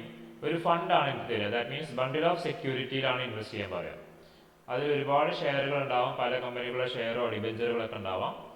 ദെൻ അതിൽ നിന്നും ഞാൻ ഇൻവെസ്റ്റ് ചെയ്ത് കഴിഞ്ഞാൽ ഒരു റിട്ടേൺ കിട്ടും. ആ റിട്ടേണിൽ നിന്നും ഒരു എമൗണ്ട് അവർ കമ്മീഷൻ എടുക്കും, ഈ മ്യൂച്വൽ ഫണ്ട് കമ്പനികൾ എടുക്കും, ബാക്കി എമൗണ്ട് എനിക്ക് പ്രോഫിറ്റ് ആയിട്ട് തരും. അതാണ് ആക്ച്വലി ഫണ്ട്. ഇവിടെ ഞാൻ ഫണ്ട് എന്ന് പറയുന്ന ഒരു കോൺസെപ്റ്റ് മനസ്സിലാക്കാൻ വേണ്ടി മാത്രമാണ് ഇത് പറഞ്ഞത് കേട്ടോ. ഓക്കെ, അതുപോലെ തന്നെയാണ് പെൻഷൻ ഫണ്ട്, മ്യൂച്വൽ ഫണ്ടൊക്കെ ഉണ്ട്, പ്രൊവിഡന്റ് ഫണ്ട്. ദാറ്റ് മീൻസ് ഈ പറയുന്ന എംപ്ലോയിയുടെ സാലറിയിലെ ഒരു എമൗണ്ട് എന്ത് ചെയ്യും? അതിൽ നിന്ന് എടുത്തിട്ട് ഈ പറയുന്ന ഫണ്ടുകൾ വാങ്ങി വെച്ചിട്ട്, അല്ലെങ്കിൽ ഈ പറയുന്ന കമ്പനികൾ എന്ത് ചെയ്യും? ഈ ഇപ്പോൾ പെൻഷൻ ഫണ്ട് ആണെങ്കിൽ ആ പെൻഷൻ ഫണ്ട് കമ്പനിയിൽ ഇൻവെസ്റ്റ് ചെയ്യും. ആ പെൻഷൻ ഫണ്ട് കമ്പനി എന്ത് ചെയ്യും? അത് പല കമ്പനികളിൽ ഇൻവെസ്റ്റ് ചെയ്തിട്ട് പ്രോഫിറ്റ് ഉണ്ടാക്കിയിട്ട് ലാസ്റ്റ് ഇയാൾ റിട്ടയർ ചെയ്യുന്ന സമയത്ത് എന്ത് ചെയ്യും? ഇയാൾക്ക് ഓരോ മാസവും ഒരു എമൗണ്ട് വെച്ചിട്ട് എന്ത് ചെയ്യും? ഇവിടെ ഈ ഫണ്ട് കൊടുത്തുകൊണ്ടിരിക്കുകയാണ് ചെയ്യുക. അതുപോലുള്ളൊരു സംഭവമാണ് ഈ പ്രൊവിഡന്റ് ഫണ്ട് എന്ന് പറയും. ഓക്കെ, അപ്പോൾ ഈ പ്രൊവിഡന്റ് ഫണ്ട് എന്ന് പറഞ്ഞാൽ എംപ്ലോയീസിൻ്റെ സേവിങ് ഹാബിറ്റ് വർദ്ധിപ്പിക്കാൻ വേണ്ടിയിട്ട്, ഓക്കെ, സേവിങ് ഹാബിറ്റ് വർദ്ധിപ്പിക്കാൻ വേണ്ടിയിട്ട് ഗവൺമെൻറ് കൊണ്ടുവന്ന ഒരു കൈൻഡ് ഓഫ് ഫണ്ടാണ് ആക്ച്വലി പ്രൊവിഡന്റ് ഫണ്ട് എന്ന് പറയും. In order to encourage saving habits among the employees the government has set up various kinds of provident ഫണ്ടാണ്. പല രീതിയിലുള്ള പ്രൊവിഡന്റ് ഫണ്ടുകൾ ഗവൺമെന്റ് സെറ്റപ്പ് ചെയ്തിട്ടുണ്ട്. ഓക്കെ, ഇനി ഈ പ്രൊവിഡന്റ് ഫണ്ടിന്റെ കേസിൽ employee make contribution to this ഫണ്ടാണ്. എംപ്ലോയി എന്ത് ചെയ്യും? ഈ എംപ്ലോയി ഓരോ മാസവും അയാളുടെ സാലറിയിലെ ഒരു എമൗണ്ട് എന്ത് ചെയ്യും? ഈ പറയുന്ന പ്രൊവിഡന്റ് ഫണ്ടിലോട്ട് കോൺട്രിബ്യൂട്ട് ചെയ്യും. ദാറ്റ് മീൻസ് അതിൽ ഡെപ്പോസിറ്റ് ചെയ്യും. ഓക്കെ, അതുപോലെ ചില പ്രൊവിഡന്റ് ഫണ്ടുകളിൽ in some cases in addition to contribution to employee the employer also contribute to the provident ഫണ്ടാണ്. എംപ്ലോയറും ഈ പറയുന്ന പ്രൊവിഡന്റ് ഫണ്ടിലോട്ട് ഒരു എമൗണ്ട് കോൺട്രിബ്യൂട്ട് ചെയ്യും. ഓക്കെ, ദാറ്റ് മീൻസ് ഇപ്പം ഞാനൊരു കമ്പനിയിൽ വർക്ക് ചെയ്യാണ്. ഞാൻ എൻ്റെ സാലറിയിലെ ഒരു എമൗണ്ട്, ഒരു 5,000 റുപ്പീസ് എല്ലാ മാസവും പ്രൊവിഡന്റ് ഫണ്ടിലോട്ട് മാറ്റി ഡെപ്പോസിറ്റ് ചെയ്യുന്നുണ്ട്. അങ്ങനെയാണെങ്കിൽ എൻ്റെ എംപ്ലോയറും 5,000 എന്ത് ചെയ്യും? എൻ്റെ പ്രൊവിഡന്റ് ഫണ്ടിലോട്ട് ഡെപ്പോസിറ്റ് ചെയ്യും. ഓക്കെ, അതാണ് ഇവിടെ പറഞ്ഞത്. എംപ്ലോയർക്കും കോൺട്രിബ്യൂട്ട് ചെയ്യാം, എംപ്ലോയിക്കും കോൺട്രിബ്യൂട്ട് ചെയ്യാം പ്രൊവിഡന്റ് ഫണ്ടിലോട്ട്. ഓക്കെ, ഇനി the whole contribution with interest credited to employees provident fund. അല്ല, ഞാനിപ്പോൾ ഓരോ മാസവും ഇങ്ങനെ ഡെപ്പോസിറ്റ് ചെയ്ത് എംപ്ലോയറും എൻ്റെ പ്രൊവിഡന്റ് ഫണ്ടിൽ ഡെപ്പോസിറ്റ് ചെയ്യും. അങ്ങനെ അത് ഓരോ വർഷമാകുമ്പോൾ അതിൽ ഇൻട്രസ്റ്റ് കിട്ടും, അല്ലെങ്കിൽ അതിൽ പ്രോഫിറ്റ് കിട്ടും. വീണ്ടും ആ പ്രോഫിറ്റ് അതിൽ തന്നെ ക്രെഡിറ്റ് ആവും. ദെൻ അങ്ങനെ ഒരു ഹ്യൂജ് എമൗണ്ട് ആയിട്ട് കുറേ കാലം കഴിയുമ്പോൾ എന്ത് ചെയ്യും? പ്രൊവിഡന്റ് ഫണ്ട് ആയിട്ട് മാറും. വലിയൊരു എമൗണ്ട് പ്രൊവിഡന്റ് ഫണ്ട് ആയിട്ട് അത് മാറും. ഓക്കെ, ഈ അക്യുമുലേറ്റഡ് ബാലൻസ് ഇങ്ങനെ ഒരു സ്വരിക്കൂട്ട് അല്ലെങ്കിൽ ഇങ്ങനെ ക്യുമുലേറ്റ് ചെയ്ത് വന്ന ആ ബാലൻസ് ലാസ്റ്റ് എന്ത് ചെയ്യും? ഇയാൾ റിട്ടയർ ചെയ്യുന്ന സമയത്തോ അല്ലെങ്കിൽ അയാൾക്ക് വേണ്ട സമയത്തോ അർജന്റ് നീഡ്സ് ഒക്കെ വരുന്ന സമയത്ത് എന്ത് ചെയ്യും? അതിൽ അവർക്ക് വിഡ്രോ ചെയ്യാം, അല്ലെങ്കിൽ റിട്ടയർ ചെയ്യുന്ന സമയത്ത് അയാൾക്ക് തിരിച്ചു കിട്ടുകയും ചെയ്യും. ഇതാണ് പ്രൊവിഡന്റ് ഫണ്ട് എന്ന് പറയുന്നത്. ഈ കോൺസെപ്റ്റ് മനസ്സിലായെന്ന് വിചാരിക്കുന്നു. അപ്പോൾ പ്രൊവിഡന്റ് ഫണ്ടിൽ നമുക്ക് മനസ്സിലാക്കേണ്ട ബേസിക് കാര്യത്രേ ഉള്ളൂ. ഈ പ്രൊവിഡന്റ് ഫണ്ടിലോട്ട് എംപ്ലോയിയും എംപ്ലോയറും കോൺട്രിബ്യൂട്ട് ചെയ്യും. ഓക്കെ, ഇപ്പോൾ എനിക്ക് എക്സാമ്പിൾ ആയിട്ട് പറയാം. എനിക്ക് 50,000 രൂപ സാലറി ഉണ്ട്. എൻ്റെ സാലറി, ബേസിക് സാലറി അല്ലെങ്കിൽ എൻ്റെ സാലറി എന്ന് പറയുന്നത് 50,000 റുപ്പീസ് ആണ്. ഇപ്പോൾ ഗവൺമെൻറ് ഉദ്യോഗസ്ഥരുടെ ഒക്കെ ഉണ്ടെങ്കിൽ നിങ്ങൾക്ക് അറിയുന്നുണ്ടാവും, അവരുടെ സാലറി എന്ന് പറഞ്ഞാൽ ഇപ്പോൾ ഒരു 50,000 ആണെങ്കിൽ ആ 50,000 അവരുടെ കയ്യിൽ കിട്ടില്ല. ഒരു 42,000 ഒക്കെയാണ് അവരുടെ കയ്യിൽ കിട്ടുക. ഈ 42,000 എന്ന് പറഞ്ഞാൽ ഈ 50,000-ൽ ഈ ബാലൻസ് ഡിഫറൻസ് എമൗണ്ട് എന്ത് ചെയ്യും? കുറേ പെൻഷൻ ഫണ്ടിലോട്ട് പോകും, കുറച്ച് പ്രൊവിഡന്റ് ഫണ്ടിലോട്ട് പോകും, കുറച്ച് ESI അല്ലെങ്കിൽ ഈ പറഞ്ഞ കുറേ ഇൻഷുറൻസുകളൊക്കെ ഉണ്ട്. അത്തരത്തിലുള്ള ഇൻഷുറൻസുകളിലോട്ടൊക്കെ ഡെപ്പോസിറ്റ് ചെയ്യും. ഓക്കെ, ബാലൻസ് എമൗണ്ട് ആണ് അവരെ കയ്യിലോട്ട് കിട്ടുക. അപ്പോൾ ഈ പ്രൊവിഡന്റ് ഫണ്ടൊക്കെ എംപ്ലോയറുടെ കോൺട്രിബ്യൂഷൻ, പ്രൊവിഡന്റ് ഫണ്ടിലോട്ട് എംപ്ലോയിയുടെ കോൺട്രിബ്യൂഷൻ ഓൾറെഡി അവരുടെ സാലറിയിലുണ്ട്. പക്ഷെ എംപ്ലോയർ കോൺട്രിബ്യൂട്ട് ചെയ്യുമ്പോൾ അത് അയാളുടെ സാലറിക്ക് പുറമേ കിട്ടുന്നൊരു എമൗണ്ട് ആണ്. അപ്പോൾ അത് ടാക്സബിൾ ആണോ അല്ലയോ എന്നുള്ളതാണ് നമുക്ക് ഇവിടുത്തെ കേസ്. അത് ഡിസ്കസ് ചെയ്യാം. അതിൻ്റെ മുമ്പ് പ്രധാനമായിട്ടും നമുക്കിവിടെ ഉള്ള 4 ടൈപ്സ് ഓഫ് പ്രൊവിഡന്റ് ഫണ്ടുകളാണ്. ഒന്ന് സ്റ്റാറ്റ്യൂട്ടറി പ്രൊവിഡന്റ് ഫണ്ട് ഉണ്ട്, അതുപോലെ തന്നെ റെക്കഗ്നൈസ്ഡ് പ്രൊവിഡന്റ് ഫണ്ട് ഉണ്ട്, പിന്നെ അൺറെക്കഗ്നൈസ്ഡ് പ്രൊവിഡന്റ് ഫണ്ട് ഉണ്ട്, അതുപോലെ പബ്ലിക് പ്രൊവിഡന്റ് ഫണ്ട് ഉണ്ട്. ഇങ്ങനെ 4 രീതിയിലുള്ള പ്രൊവിഡന്റ് ഫണ്ടുകളാണ് നമുക്ക് ബേസിക് ആയിട്ടുള്ളത്. അതിൽ നമുക്ക് ആദ്യം SPF, that means statutory provident fund എന്താണെന്നുള്ളത് നോക്കാം. ഇത് ഇന്ത്യൻ പ്രൊവിഡന്റ് ഫണ്ട് ആക്ട് 1925 പ്രകാരം രൂപീകരിച്ച പ്രൊവിഡന്റ് ഫണ്ടാണ് സ്റ്റാറ്റ്യൂട്ടറി പ്രൊവിഡന്റ് ഫണ്ട് എന്ന് പറയുന്നത്. It is maintained by government and semi-government office like local authorities, universities, and recognized educational institutions, statutory corporations, and nationalized banks ആണ്. That means പ്രധാനമായിട്ടും government എംപ്ലോയീസിന് വേണ്ടിയിട്ട് setup ചെയ്ത ഒരു provident ഫണ്ടാണ് actually എന്ത് statutory provident fund എന്ന് പറയുന്നത്. Okay, it fully exempted from tax ആണ്. ഇതാണ് നമുക്കിതിൽ വേണ്ട കാര്യം. ഈ പറയുന്ന സ്റ്റാറ്റ്യൂട്ടറി പ്രൊവിഡന്റ് ഫണ്ടിലോട്ട് എംപ്ലോയർ കോൺട്രിബ്യൂട്ട് ചെയ്താലും എംപ്ലോയി കോൺട്രിബ്യൂട്ട് ചെയ്താലും അതിൽ ഇൻട്രസ്റ്റ് ക്രെഡിറ്റ് ആയാലും അത് ഫുള്ളി എക്സംപ്റ്റഡ് ഫ്രം ടാക്സ് ആണ്. നമുക്കിവിടെ വേണ്ട കാര്യം ഇതാണ്. സ്റ്റാറ്റ്യൂട്ടറി പ്രൊവിഡന്റ് ഫണ്ടിലോട്ട് എംപ്ലോയർ കോൺട്രിബ്യൂട്ട് ചെയ്താലും എംപ്ലോയി കോൺട്രിബ്യൂട്ട് ചെയ്താലും അതിൽ ഇൻട്രസ്റ്റ് ക്രെഡിറ്റ് ആയാലും ആ ഫുൾ എമൗണ്ട് എന്താണ് എക്സംപ്റ്റഡ് ആണ് എന്നുള്ളതാണ്. ഓക്കെ, ഇനി എംപ്ലോയി കോൺട്രിബ്യൂട്ട് ചെയ്യുകയാണെങ്കിൽ സ്റ്റാറ്റ്യൂട്ടറി പ്രൊവിഡന്റ് ഫണ്ടിലോട്ട് എംപ്ലോയി കോൺട്രിബ്യൂട്ട് ചെയ്യുകയാണെങ്കിൽ നമുക്കറിയാം 80C പ്രകാരം ഒരു ഡിഡക്ഷൻസ് എന്ത് ചെയ്യാൻ പറ്റും, അവർക്ക് എടുക്കാൻ പറ്റും. എംപ്ലോയി ഈ പറയുന്ന സ്റ്റാറ്റ്യൂട്ടറി പ്രൊവിഡന്റ് ഫണ്ടിലോട്ട് വല്ല ഡെപ്പോസിറ്റും ചെയ്യുകയാണെങ്കിൽ കോൺട്രിബ്യൂട്ട് ചെയ്യുകയാണെങ്കിൽ എംപ്ലോയിക്ക് എന്ത് ചെയ്യാൻ പറ്റും, 80C പ്രകാരം 1,50,000 വരെയുള്ള ഒരു ഡിഡക്ഷൻസ് ഉണ്ട്. ആ ഡിഡക്ഷൻസ് ലാസ്റ്റ് എന്ത് ചെയ്യാൻ പറ്റും, അവർക്ക് എടുക്കാൻ പറ്റും. അതാണ് ഈ സ്റ്റാറ്റ്യൂട്ടറി പ്രൊവിഡന്റ് ഫണ്ട് കൊണ്ടുള്ള ബെനിഫിറ്റ്. ഒന്ന്, കംപ്ലീറ്റ്ലി എക്സംപ്റ്റഡ് ആണ്. രണ്ടാമത്തത്, എംപ്ലോയി ആയിട്ട് കോൺട്രിബ്യൂട്ട് ചെയ്യുന്നുണ്ടെങ്കിൽ ലാസ്റ്റ് അയാൾക്ക് എന്ത് ചെയ്യാൻ പറ്റും, 80C പ്രകാരമുള്ള ഒരു ഡിഡക്ഷൻസ് എടുക്കാനും അവർക്ക് സാധിക്കും. ഓക്കെ, ഇനി രണ്ടാമത്തത് റെക്കഗ്നൈസ്ഡ് പ്രൊവിഡന്റ് ഫണ്ട് ആണ്. RPF എന്ന ഷോർട്ട് ഫോമിൽ അറിയപ്പെടും. റെക്കഗ്നൈസ്ഡ് പ്രൊവിഡന്റ് ഫണ്ട് ആണ്. ഇവിടെ it is the provident fund to which Indian provident fund act 1952 apply ചെയ്യും. 1952 ഇന്ത്യൻ പ്രൊവിഡന്റ് ഫണ്ട് ആക്ട് പ്രകാരം രൂപീകരിക്കുന്ന അല്ലെങ്കിൽ ഉണ്ടാക്കിയെടുത്ത പ്രൊവിഡന്റ് ഫണ്ടിനെയാണ് റെക്കഗ്നൈസ്ഡ് പ്രൊവിഡന്റ് ഫണ്ട് എന്ന് പറയുന്നത്, RPF. This fund is maintained by private sector organisation ആണ്. ഇത് പ്രധാനമായിട്ടും ഉണ്ടായിരിക്കുക പ്രൈവറ്റ് സെക്ടറിൽ വർക്ക് ചെയ്യുന്ന എംപ്ലോയീസിന് വേണ്ടിയിട്ടാണ് ഈ ഒരു പ്രൊവിഡന്റ് ഫണ്ട് ക്രിയേറ്റ് ചെയ്തിട്ടുള്ളത്.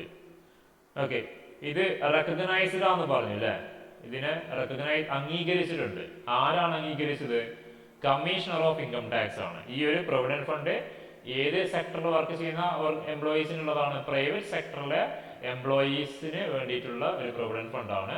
ഈ പറയുന്ന പ്രൊവിഡന്റ് ഫണ്ടിനെ ആര് അംഗീകരിച്ചിട്ടുണ്ട്, റെക്കഗ്നൈസ് ചെയ്തിട്ടുണ്ട്? നമ്മുടെ commissioner of income tax recognise ചെയ്തിട്ടുണ്ട്. ഓക്കെ, ഈ ഒരു റെക്കഗ്നൈസ്ഡ് പ്രൊവിഡന്റ് ഫണ്ടിന്റെ കേസിലും ഈ പറഞ്ഞ പോലെ തന്നെ ഇവിടെ മനസ്സിലാക്കി വെച്ച റെക്കഗ്നൈസ്ഡ് പ്രൊവിഡന്റ് ഫണ്ടിന്റെ കേസിൽ എംപ്ലോയിയുടെ കോൺട്രിബ്യൂഷൻ എന്താണ്? ഫുള്ളി എക്സംപ്റ്റഡ് ആണ്. അവർക്ക് ഈ പറഞ്ഞ പോലെ തന്നെ ഈ 80C പ്രകാരമുള്ള 1,50,000 വരെയുള്ള ഡിഡക്ഷൻസ് എടുക്കാം. എംപ്ലോയിയുടെ കോൺട്രിബ്യൂഷൻ എക്സംപ്റ്റഡ് ആണ്. അതിന് പുറമെ അവർക്ക് എന്ത് കിട്ടും? 80C പ്രകാരമുള്ള 1,50,000 വരെയുള്ള ഡിഡക്ഷൻസ് എടുക്കാൻ പറ്റും. ഇനി എംപ്ലോയറുടെ കോൺട്രിബ്യൂഷൻ, ഈ എംപ്ലോയിയുടെ സാലറിയുടെ 12% വരെ എക്സംപ്റ്റഡ് ആണ്. അതിൻ്റെ മുകളിൽ എംപ്ലോയർ കോൺട്രിബ്യൂട്ട് ചെയ്യുകയാണെങ്കിൽ അത് ടാക്സബിൾ ആയിരിക്കും. അപ്പോൾ 12%, 12% of employees salary is exempted ആണ്. ഓക്കെ, ഇനി ഈ പറഞ്ഞ പ്രൊവിഡന്റ് ഫണ്ടിൽ ഇൻട്രസ്റ്റ് ക്രെഡിറ്റ് ആണെങ്കിൽ, ദാറ്റ് മീൻസ് ഒരു എംപ്ലോയി ഒരു പ്രൈവറ്റ് സെക്ടറിൽ വർക്ക് ചെയ്യുന്ന ഒരു എംപ്ലോയി ആണ്, ആ എംപ്ലോയിക്ക് എന്തുണ്ട്, റെക്കഗ്നൈസ്ഡ് പ്രൊവിഡന്റ് ഫണ്ട് ഉണ്ട്. ആ പ്രൊവിഡന്റ് ഫണ്ടിലോട്ട് എംപ്ലോയി കോൺട്രിബ്യൂട്ട് ചെയ്യുന്നുണ്ട്, എംപ്ലോയറും കോൺട്രിബ്യൂട്ട് ചെയ്യുന്നുണ്ട്. എംപ്ലോയി കോൺട്രിബ്യൂട്ട് ചെയ്യുകയാണെങ്കിൽ ഓൾറെഡി അത് അയാളുടെ സാലറിയിലുള്ളത് കൊണ്ട് അതിനെ പിന്നീട് വീണ്ടും ടാക്സിൽ ഉൾപ്പെടുത്തേണ്ട ആവശ്യമില്ല, അല്ലേ? പിന്നെ അയാൾ കോൺട്രിബ്യൂട്ട് ചെയ്യുകയാണെങ്കിൽ ATC പ്രകാരം അയാൾക്ക് 1,50,000 വരെയുള്ള ഡിഡക്ഷൻസ് കിട്ടും. ഇനി എംപ്ലോയർ ഈ പറയുന്ന പ്രൊവിഡന്റ് ഫണ്ടിലോട്ട് ഒരു എമൗണ്ട് കോൺട്രിബ്യൂട്ട് ചെയ്യുകയാണെങ്കിൽ എംപ്ലോയിയുടെ സാലറിയുടെ 12% വരെ എക്സംപ്റ്റഡ് ആണ്. ഓക്കെ, ഇപ്പോൾ കോൺട്രിബ്യൂട്ട് ചെയ്യുന്നത് എംപ്ലോയർ ഈ പറയുന്ന റെക്കഗ്നൈസ്ഡ് പ്രൊവിഡന്റ് ഫണ്ടിലോട്ട് കോൺട്രിബ്യൂട്ട് ചെയ്യുന്ന എമൗണ്ട് 15% ആണെങ്കിൽ ആ ബാലൻസ് 3% ടാക്സിബിൾ ആണ്. 12% വരെയുള്ള എമൗണ്ട് എന്താണ്, എക്സംപ്റ്റഡ് ആണ്. ഓക്കെ, ഇനി ഇൻട്രസ്റ്റ് വരികയാണെങ്കിൽ റെക്കഗ്നൈസ്ഡ് പ്രൊവിഡന്റ് ഫണ്ടിൽ ഇൻട്രസ്റ്റ് ക്രെഡിറ്റ് ആവുകയാണെങ്കിൽ 9.5% വരെയുള്ള ഇൻട്രസ്റ്റ് എക്സംപ്റ്റഡ് ആണ്. അതിന്റെ മുകളിൽ ഇൻട്രസ്റ്റ് ക്രെഡിറ്റ് ആവുകയാണെങ്കിൽ അത് ടാക്സബിൾ ആയിട്ട് മാറും. മനസ്സിലായോ? മനസ്സിലായെന്ന് വിചാരിക്കുന്നു. ഡൗട്ട് ഉണ്ടെങ്കിൽ പ്രോബ്ലം ചെയ്യുമ്പോൾ പറഞ്ഞുതരാം. അപ്പൊ ഇതാണ് റെക്കഗ്നൈസ്ഡ് പ്രൊവിഡന്റ് ഫണ്ട്.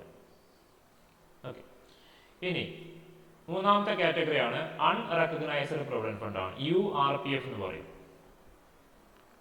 ഇത് നമ്മളുടെ പ്രൊവിഡന്റ് ഫണ്ട് കമ്മീഷണർ അപ്രൂവ് ചെയ്ത ഒരു പ്രൊവിഡന്റ് ഫണ്ടാണ്. പക്ഷേ നമ്മുടെ കമ്മീഷണർ ഓഫ് ഇൻകം ടാക്സ് അത് റെക്കഗ്നൈസ് ചെയ്തിട്ടുണ്ടാവില്ല, അപ്രൂവ് ചെയ്തിട്ടുണ്ടാവില്ല. അത്തരത്തിലുള്ള പ്രൊവിഡന്റ് ഫണ്ടിനെയാണ് URPF എന്ന് പറയും. It is that provident fund which is neither statutory or recognised. ഈ പറഞ്ഞ സ്റ്റാറ്റ്യൂട്ടറി പ്രൊവിഡന്റ് ഫണ്ടും അല്ല, അതുപോലെ എന്തുമല്ല, റെക്കഗ്നൈസ്ഡ് പ്രൊവിഡന്റ് ഫണ്ടും അല്ല. അല്ലാത്ത പ്രൊവിഡന്റ് ഫണ്ടുകൾ നമ്മൾ അൺറെക്കഗ്നൈസ്ഡ് പ്രൊവിഡന്റ് ഫണ്ട് എന്നാണ് പറയാം. അത് പ്രൊവിഡന്റ് ഫണ്ട് കമ്മീഷണർ അപ്രൂവ് ചെയ്തിട്ടുണ്ടാവും, പക്ഷെ ആ പ്രൊവിഡന്റ് ഫണ്ടിനെ ആര് അപ്രൂവ് ചെയ്തിട്ടില്ല, നമ്മുടെ ഇൻകം ടാക്സ് കമ്മീഷണർ അപ്രൂവ് ചെയ്തിട്ടില്ല. അതിന്റെ ടാക്സേഷൻ എങ്ങനെയാണെന്നുള്ളത് നോക്കാം. എംപ്ലോയി കോൺട്രിബ്യൂട്ട് ചെയ്താലും ടാക്സിബിൾ ആണ്. അതുപോലെ ഇൻട്രസ്റ്റ് നമ്മളുടെ അതർ സോഴ്സിൽ ടാക്സിബിൾ ആയിട്ട് മാറും.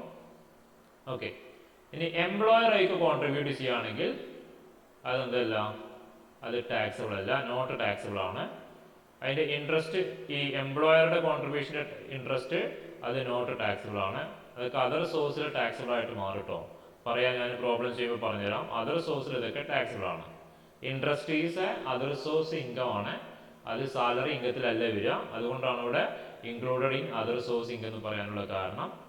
ഇനി ലംസം കിട്ടുകയാണെങ്കിൽ, ലംസം എന്ന് പറഞ്ഞാൽ നമുക്കറിയാം ഇത് പിരിഞ്ഞു പോകുന്ന സമയത്തോ അല്ലെങ്കിൽ അയാൾക്ക് അർജന്റുള്ള സമയത്ത് എന്ത് ചെയ്യാം, പ്രൊവിഡന്റ് ഫണ്ട് അയാൾക്ക് പൊട്ടിച്ചിട്ട് എടുക്കാൻ പറ്റും, അല്ലെങ്കിൽ അത് മൊത്തമായിട്ട് പിൻവലിക്കാൻ പറ്റും. അതാണ് ഇവിടെ ലംസം എമൗണ്ട് റിസീവ്ഡ് എന്ന് പറയുന്നത്. അത് സ്റ്റാറ്റ്യൂട്ടറി പ്രൊവിഡന്റ് ഫണ്ടിന്റെ ബേസിൽ ഫുള്ളി എക്സംപ്റ്റഡ് ആണ്. ഈ പറഞ്ഞ പോലെ തന്നെ RPFന്റെ കേസിലും എക്സംപ്റ്റഡ് ആണ്. പക്ഷേ URPFന്റെ കേസിൽ അത് ടാക്സിബിൾ ആയിട്ട് മാറും. ഓക്കെ, ആ എമൗണ്ട് അത് ടാക്സിബിൾ ആയിട്ട് മാറും. ഇനി നാലാമത്തെ കേസ് ഓഫ് പ്രൊവിഡന്റ് ഫണ്ട് ആണ് പബ്ലിക് പ്രൊവിഡന്റ് ഫണ്ട്, PPF എന്ന് പറയും. ഇത് 1968 പ്രൊവിഡന്റ് ഫണ്ട് പ്രകാരം രൂപീകരിച്ച, അല്ലെങ്കിൽ ആക്ട് പ്രകാരം രൂപീകരിച്ച ഒരു പ്രൊവിഡന്റ് ഫണ്ടാണ് പബ്ലിക് പ്രൊവിഡന്റ് ഫണ്ട് എന്ന് പറയും. ഇതിപ്പോ ജോലി ചെയ്യുന്ന എംപ്ലോയി ആവണം നിർബന്ധമില്ല, ഏത് ഇൻഡിവിജ്വൽസിനും എന്ത് ചെയ്യാൻ പറ്റും, ഈ ഒരു പ്രൊവിഡന്റ് ഫണ്ട് സബ്സ്ക്രൈബ് ചെയ്ത് അതിലോട്ട് നമുക്ക് വേണമെങ്കിൽ ഡെപ്പോസിറ്റ് ചെയ്യാം ഓരോ വർഷത്തിലും. പക്ഷെ ഡെപ്പോസിറ്റ് ചെയ്യുന്ന എമൗണ്ട് ഒരു വർഷത്തിൽ 500-ൽ കുറയാൻ പാടില്ല, പക്ഷെ 1,00,000-ലധികം കൂടാനും പാടില്ല. ഒരു വർഷത്തിൽ 500-ൽ കുറയാനും പാടില്ല, 1,80,000-ൽ കൂടാനും പാടില്ല ഒരു വർഷത്തിൽ. അങ്ങനെയുള്ളൊരു പ്രൊവിഡന്റ് ഫണ്ടാണ് ആക്ച്വലി എന്ത്, PPF എന്ന് പറയും. ഇവിടെ ഇൻഡിവിജ്വൽസിനാണ് അല്ലെ, എവരി ഇൻഡിവിജ്വൽസിന്, ഏത് ഇൻഡിവിജ്വൽസിനും ചെയ്യാന്നാണ് പറഞ്ഞത്, അല്ലാതെ എംപ്ലോയി എന്നല്ല പറഞ്ഞത്. അപ്പൊ നിങ്ങൾക്ക് ആർക്ക് വേണമെങ്കിലും എന്ത് ചെയ്യാൻ പറ്റും, ഈ ഒരു പബ്ലിക് പ്രൊവിഡന്റ് ഫണ്ടിലൊക്കെ നിങ്ങൾക്ക് വേണമെങ്കിൽ ഒരു അക്കൗണ്ട് ഓപ്പൺ ചെയ്ത് നിങ്ങൾക്കും അവിടെ ഡെപ്പോസിറ്റ് സ്റ്റാർട്ട് ചെയ്യാം. Okay, instalment cannot exceed 12 in year ആണ്. നമുക്ക് 12 തവണ ഇൻസ്റ്റാൾമെന്റുകളായിട്ട് നമുക്ക് ഒരു വർഷത്തിൽ ഇത് പേയ്മെന്റ് ചെയ്യാൻ അല്ലെങ്കിൽ ഡെപ്പോസിറ്റ് ചെയ്യാനൊക്കെ പറ്റുള്ളൂ. അപ്പോൾ ഇതിൽ എംപ്ലോയിയുടെ കോൺട്രിബ്യൂഷൻ മാത്രമേ ഉള്ളൂ, എംപ്ലോയറുടെ കോൺട്രിബ്യൂഷൻ എന്തായാലും അവിടെ ഉണ്ടായിരിക്കില്ല. ഇൻഡിവിജ്വലിന്റെ കോൺട്രിബ്യൂഷൻ മാത്രമേ അവിടെ വരുള്ളൂ. ദെൻ അതുകൊണ്ട് ഈ പബ്ലിക് പ്രൊവിഡന്റ് ഫണ്ടിന്റെ കേസിൽ അവിടെ വേറെ കാര്യങ്ങളൊന്നും ഇല്ല. ഓക്കെ, നമുക്ക് ഇനി ഇതിന്റെ ഒരു പ്രോബ്ലത്തിലോട്ട് പോവാം. ഓക്കെ, ഇനി ഇവിടെ നമ്മളിവിടെ പറഞ്ഞു 12% ഓഫ് എംപ്ലോയി സാലറി എക്സെപ്റ്റഡ് ആണെന്ന് പറഞ്ഞു അല്ലെ. റെക്കഗ്നൈസ്ഡ് പ്രൊവിഡന്റ് ഫണ്ടിന്റെ കേസിൽ 12% ഓഫ് എംപ്ലോയി സാലറി എക്സെപ്റ്റഡ് ആണെന്ന് പറഞ്ഞു. ഇവിടെ സാലറിയിൽ എന്തൊക്കെ വരും എന്നുള്ളതാണ്. Salary means basic pay, dearness allowance, അത് entered in to retirement benefit, അതായത് ടേംസ് ഓഫ് എംപ്ലോയ്മെന്റുമായിട്ട് ബന്ധപ്പെട്ട് കിട്ടുന്ന ഡിയർനെസ് അലവൻസ്. കമ്മീഷൻ ഉണ്ട്, കമ്മീഷൻ ടേൺ ഓവർ അച്ചീവ് ചെയ്താൽ കിട്ടുന്ന കമ്മീഷൻ. ഇതാണ് പ്രൊവിഡന്റ് ഫണ്ടിന്റെ കാൽക്കുലേഷന്റെ സാലറിയിൽ വരുന്ന ഐറ്റംസ് എന്ന് പറയുന്നത്. ബേസിക് പേ, ഡിയർനെസ് അലവൻസ്, അത് ഈ റിട്ടയർമെന്റ് ബെനിഫിറ്റുമായിട്ട് കിട്ടുന്നത് അല്ലെങ്കിൽ ടേംസ് ഓഫ് എംപ്ലോയ്മെന്റുമായിട്ട് ബന്ധപ്പെട്ട് കിട്ടുന്ന dearness allowance, commission turn over achieve ചെയ്താൽ കിട്ടുന്ന കമ്മീഷൻ. ഓക്കെ, നമുക്ക് ഈ ക്വസ്റ്റ്യൻ നോക്കാം. First, mister Tilak has following salary structure ആണ്. തിലക് എന്ന് പറയുന്ന ഒരു വ്യക്തിക്ക് ഈ പറയുന്ന സാലറികളൊക്കെ ഉണ്ട്. അതിൽ ബേസിക് പേ എത്രയാണ്? 10,000 പെർ മന്ത് ആണ്. കമ്മീഷൻ ഫിക്സഡ് എമൗണ്ട് ആണ്. ഫിക്സഡ് എമൗണ്ട് കമ്മീഷൻ എന്ന് പറഞ്ഞാൽ ടേൺ ഓവർ അച്ചീവ് ചെയ്തിട്ട് കിട്ടുന്ന കമ്മീഷൻ അല്ല, അത് ഫിക്സഡ് എമൗണ്ട് ആണ്. അപ്പോൾ ഈ പി എഫിന്റെ കാൽക്കുലേഷനിൽ അത് എടുക്കാൻ പാടില്ല. ഓക്കെ, 2000. ഡിയർനെസ് അലവൻസ്, ഓക്കെ, അത് കൃത്യമായിട്ട് പറഞ്ഞിട്ടുണ്ട്, റിട്ടയർമെന്റ് ബെനിഫിറ്റുമായിട്ട് കിട്ടുന്ന ഡിയർനെസ് അലവൻസ് ആണ്. അപ്പോൾ ഇവിടെ ഈ ഒരു സാലറി ഓഫ് പി എഫിന്റെ കേസിലുള്ള കാൽക്കുലേഷൻസിൽ എടുക്കാം. ഇനി entertainment allowance 2000 per month. Okay, Tilak contribute ₹20,000 to provident fund. Employer also make matching contribution ആണ്. അതായത് തിലക് എന്ത് ചെയ്തു? ഈ പ്രൊവിഡന്റ് ഫണ്ട് ഉണ്ട്, പ്രൊവിഡന്റ് ഫണ്ടിലോട്ട് 20,000 രൂപ കോൺട്രിബ്യൂട്ട് ചെയ്യുന്നുണ്ട്. അതേപോലെ അയാളുടെ എംപ്ലോയറും കോൺട്രിബ്യൂട്ട് ചെയ്യുന്നുണ്ട് 20,000. Compute his gross salary in the following 3 cases ആണ്. താഴെ പറയുന്ന 3 കേസുകളുണ്ട്. ആ 3 കേസിൽ ഈ പറയുന്ന തിലകിന്റെ ഗ്രോസ് സാലറി ഫൈൻഡ് ഔട്ട് ചെയ്യാനാണ്. അതിൽ ഒന്നാമത്തെ കേസ്, ഇയാൾ ഗവൺമെന്റ് എംപ്ലോയി ആണ്. അപ്പോൾ ഗവൺമെന്റ് എംപ്ലോയി ആണെങ്കിൽ പിന്നെ നിങ്ങൾ അവിടെ ഒന്നും നോക്കണ്ട, അയാളുടെ പ്രൊവിഡന്റ് ഫണ്ട് എന്തായിരിക്കും? സ്റ്റാറ്റ്യൂട്ടറി പ്രൊവിഡന്റ് ഫണ്ട് ആയിരിക്കും. ഓക്കെ, ഇനി mister Tilak is A X limited കമ്പനിയിലെ ഒരു എംപ്ലോയി ആണ്. Tilak is an employee of X limited ആണ്. അപ്പോൾ പ്രൈവറ്റ് കമ്പനിയാണ്. റെക്കഗ്നൈസ്ഡ് പ്രൊവിഡന്റ് ഫണ്ടിലാണ് അയാൾ പ്രൊവിഡന്റ് ഫണ്ട് ഉള്ളത്, ഡെപ്പോസിറ്റ് ചെയ്യുന്നത്. ഇനി തിലക് വൈ ലിമിറ്റഡിലെ ഒരു എംപ്ലോയി ആണ്. പക്ഷേ ആ വൈ ലിമിറ്റഡിൽ അൺറെക്കഗ്നൈസ്ഡ് പ്രൊവിഡന്റ് ഫണ്ട് ആണുള്ളത്. ഓക്കെ, നിങ്ങളോട് എന്ത് കാണാനാണ് പറഞ്ഞത്? ഇതിന്റെ ഈ 3 കേസിലും ഗ്രോസ് സാലറി ഫൈൻഡ് ഔട്ട് ചെയ്യാനാണ് പറഞ്ഞത്. ഓക്കെ, നേരെ ആൻസറിലോട്ട് പോവാം നമുക്ക്. ഫസ്റ്റ് കേസ് ഈ 3 കേസ് ആയിട്ട് തന്നെ ഇവിടെ ഈ ഒരു പ്രോബ്ലത്തിൽ 3 കേസ് ആയിട്ടാണ് കൊടുത്തത്. Case A, case B, case C. Case A എന്ന് പറഞ്ഞാൽ statutory provident fund, case B എന്ന് പറഞ്ഞാൽ recognised provident fund, case C എന്ന് പറഞ്ഞാൽ അൺറെക്കഗ്നൈസ്ഡ് പ്രൊവിഡന്റ് ഫണ്ട് ആണ്. 3 കേസിലും ബേസിക് സാലറിയും കമ്മീഷനൊക്കെ സെയിം ആണ്. 1,20,000, 2,000 ഒക്കെ 3ഉം സെയിം ആണ്. ഓക്കെ, ഇനി അലവൻസ് നോക്കുകയാണെങ്കിൽ ഡിയർനെസ് അലവൻസ് അത് 2 കേസിലുണ്ട്, 3 കേസിലുണ്ട്. അതുപോലെ എന്റർടൈൻമെന്റ് അലവൻസും ഇതുപോലെ തന്നെയാണ്. ഈ 24,000 3 കേസിലും ടാക്സബിൾ ആണ്. ഇനി ഈ എന്റർടൈൻമെന്റ് അലവൻസിന്റെ കേസിൽ നിങ്ങൾക്ക് എന്തെങ്കിലും ഞാൻ മുൻപ് പറഞ്ഞത് ഓർമ്മ ഉണ്ടോ? ഈ എയുടെ കേസിൽ എന്തെങ്കിലും പറഞ്ഞത് ഓർമ്മ ഉണ്ടോ? എന്റർടൈൻമെന്റ് അലവൻസ് ഗവൺമെന്റ് എംപ്ലോയീസിന്റെ ആദ്യം ഇൻക്ലൂഡ് ചെയ്യും, പിന്നീട് എന്ത് ചെയ്യും? എല്ലാ എംപ്ലോയീസിൻ്റെതും ആദ്യം അലവൻസ് ഇൻക്ലൂഡ് ചെയ്യും, പിന്നീട് ഡിഡക്ഷൻസ് എടുക്കാം അല്ലെ. ആർക്ക് ഡിഡക്ഷൻസ് എടുക്കാന്നാ പറഞ്ഞിരുന്നത്? ഗവൺമെന്റ് എംപ്ലോയീസിന് അല്ലേ? ഓ റൈറ്റ്, അതന്നെ. അപ്പൊ എന്റർടൈൻമെന്റ് അലവൻസ് ഗവൺമെന്റ് എംപ്ലോയീസിന് എക്സംപ്റ്റഡ് ആണ്. പക്ഷെ ആദ്യം എന്ത് ചെയ്യണം? അവരുടെ ടാക്സബിൾ സാലറിയോട് കൂടി അത് ഇൻക്ലൂഡ് ചെയ്യണം. ലാസ്റ്റ് എന്ത് ചെയ്യാൻ പറ്റും? അവർക്ക് ഡിഡക്ഷൻസ് എടുക്കാം. അപ്പോൾ ഇവിടെ പറഞ്ഞു തന്നത് എന്റർടൈൻമെന്റ് അലവൻസും ഈ പറഞ്ഞ ഡിയർനെസ് അലവൻസ് ഒക്കെ 3 കേസിലും, ഇപ്പോൾ സ്റ്റാറ്റ്യൂട്ടറി ആണെങ്കിലും RPF ആണെങ്കിലും URPF ആണെങ്കിലും ഒക്കെ എന്താണ്? എല്ലാവരുടെ കേസിലും അത് 3 കേസിലും ടാക്സബിൾ ആണ്. ഇനി നമുക്കിവിടെ 3 കേസിലും ക്ലാസിഫൈ ചെയ്തതിന്റെ പ്രധാനപ്പെട്ട കാര്യം ഈ പി എഫിലോട്ടുള്ള കോൺട്രിബ്യൂഷൻ ആണ്. Employer contribution to P F. P എഫിലോട്ട് എംപ്ലോയർ കോൺട്രിബ്യൂട്ട് ചെയ്ത് കഴിഞ്ഞാൽ എമൗണ്ട് 3 ആളുടെ കേസിലും എംപ്ലോയർ കോൺട്രിബ്യൂട്ട് ചെയ്ത് എത്രയാ? എംപ്ലോയി 20,000 കോൺട്രിബ്യൂട്ട് ചെയ്തിട്ടുണ്ട്, അതേ എമൗണ്ട് തന്നെയാണ്, മാക്സിമം കോൺട്രിബ്യൂഷൻ ആണ് എംപ്ലോയറും കോൺട്രിബ്യൂട്ട് ചെയ്തിട്ടുണ്ടെന്ന് പറഞ്ഞിട്ടുണ്ട്. ഓക്കെ, അപ്പോൾ ഇത് 3 കേസിലും ഇന്നർ കോളത്തിൽ എഴുതാം 20,000 ആണ്. ഓക്കെ, ഇനി കേസ് എ സ്റ്റാറ്റ്യൂട്ടറി ആണ് അല്ലേ. എസ് എന്താണ് statutory? Provident fund S P F ആണ്. കേസ് ബി എന്താ? ആർ പി എഫ് ആണ്, റെക്കഗ്നൈസ്ഡ് പ്രൊവിഡന്റ് ഫണ്ട് ആണ്. ഓക്കെ, ഇനി ഇവിടെയോ യു ആർ പി എഫ് ആണ് അല്ലേ, യു ആർ പി എഫ് ആണ്. നമുക്കറിയാം എംപ്ലോയറുടെ കോൺട്രിബ്യൂഷൻ സ്റ്റാറ്റ്യൂട്ടറി പ്രൊവിഡന്റ് ഫണ്ടിലാണെങ്കിൽ കംപ്ലീറ്റ്ലി എന്താ പറഞ്ഞ്? എക്സംപ്റ്റഡ് ആണെന്ന് പറഞ്ഞ്. അവിടെ പിന്നെ ഒന്നും നോക്കണ്ട, അത് കംപ്ലീറ്റ്ലി എക്സംപ്റ്റഡ് ആണ്. സോ ലെസ് എക്സംപ്റ്റഡ് 20,000 എക്സംപ്റ്റഡ് ആണ്. ഇനി എത്രയാണെങ്കിലും ആ ഫുൾ എമൗണ്ട് എന്താണ്? എക്സംപ്റ്റഡ് ആണ്. അപ്പോൾ നമുക്ക് ആ ഔട്ടർ കോളത്തിലോട്ട് എഴുതാം നിൽ അല്ലേ. അവിടെ എംപ്ലോയറുടെ കോൺട്രിബ്യൂഷൻ കംപ്ലീറ്റ്ലി എക്സംപ്റ്റഡ് ആണ്, സോ അതുകൊണ്ട് നില്ലാണ്. പക്ഷേ കേസ് ബി റെക്കഗ്നൈസ്ഡ് പ്രൊവിഡന്റ് ഫണ്ടിന്റെ കേസിൽ എന്താ പറഞ്ഞത്? 12% ഓഫ് അല്ലേ. ഇവിടെ പറഞ്ഞിട്ടുണ്ട് എംപ്ലോയറുടെ കോൺട്രിബ്യൂഷൻ ടു ആർ പി എഫില് 12%, എംപ്ലോയീസിന്റെ സാലറിയുടെ 12% വരെ എക്സംപ്റ്റഡ് ആണ്. ബാലൻസ് എമൗണ്ട് ടാക്സബിൾ ആണ്. ഓക്കെ, ഇവിടെ നമുക്കറിയാം കോൺട്രിബ്യൂട്ട് ചെയ്ത് 20,000 ആണ്. ഇനി എംപ്ലോയിയുടെ സാലറിയുടെ 12% കാണണം. അതെങ്ങനെ കാണാം? ഇവിടെ ഏതൊക്കെയാണ് പ്രൊവിഡന്റ് ഫണ്ടിന്റെ കേസിലുള്ള സാലറി വരിക? ബേസിക് സാലറി, ഡിയർനെസ് പേ ഇവിടെ ഈ ക്വസ്റ്റ്യനിൽ ഇല്ല. ഡിയർനെസ് അലവൻസ് ഉണ്ട് അല്ലേ. ഡിയർനെസ് അലവൻസ് എത്രയാ? 1,000 പെർ മന്ത് ആണ്. അത് എൻഡർ റിട്ടയർമെന്റ് ബെനിഫിറ്റ് ആണ്, സോ അത് എടുക്കണം. പിന്നെന്താ? കമ്മീഷൻ എടുക്കാൻ പറ്റുമോ? ഇല്ല, കാരണം എന്താ? അത് ഫിക്സഡ് ആണ്, അല്ലാതെ ടേൺ ഓവർ അച്ചീവ് ചെയ്താൽ കൊടുക്കുന്ന കമ്മീഷൻ അല്ല. സോ അതുകൊണ്ട് ഇവിടെ നമുക്ക് വരുന്ന ഇയാളുടെ കമ്മീഷൻ എന്ന് പറഞ്ഞാൽ ഇയാളുടെ സാലറി എന്ന് പറഞ്ഞാൽ 1,20,000 പ്ലസ് ഡിയർനെസ് അലവൻസ് 12,000 കൂടിയാണ്. 1,20,000 പ്ലസ് 12,000. ഓക്കെ, രണ്ടും പാടെ ആഡ് ചെയ്യുമ്പോൾ എത്ര വരും? 1,20,000 പ്ലസ് 1,32,000.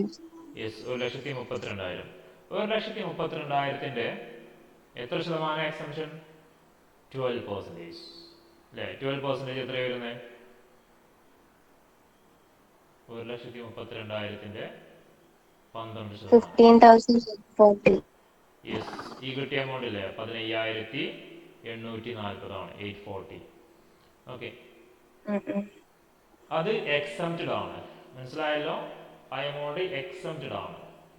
സോ ഈ 20,000 ഈ എക്സംപ്റ്റഡ് എമൗണ്ട് മൈനസ് ചെയ്യുക. ബാലൻസ് എമൗണ്ട് എംപ്ലോയറുടെ പ്രൊവിഡന്റ് ഫണ്ടിലോട്ട് എംപ്ലോയർ കോൺട്രിബ്യൂട്ട് ചെയ്താൽ അതെന്താണ്?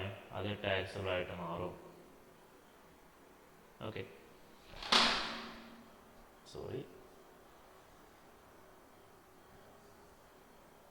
ഇനി യു ആർ പി എഫിലോട്ട് എംപ്ലോയർ കോൺട്രിബ്യൂട്ട് ചെയ്താൽ എന്താ പറഞ്ഞത്? നോട്ട് ടാക്സബിൾ എന്നാ പറഞ്ഞത് അല്ലേ. സോ അതുകൊണ്ട് അത് കംപ്ലീറ്റ് എമൗണ്ടും എക്സംപ്റ്റഡ് ആണ്.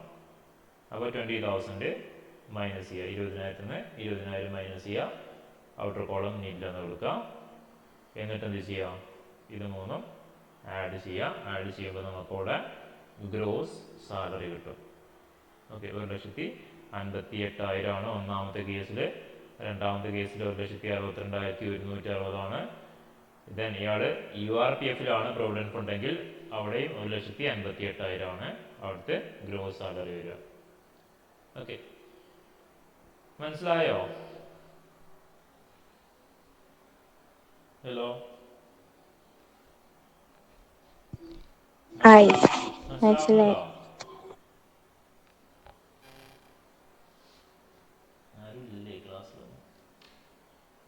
മനസ്സിലാവുന്നുണ്ട്.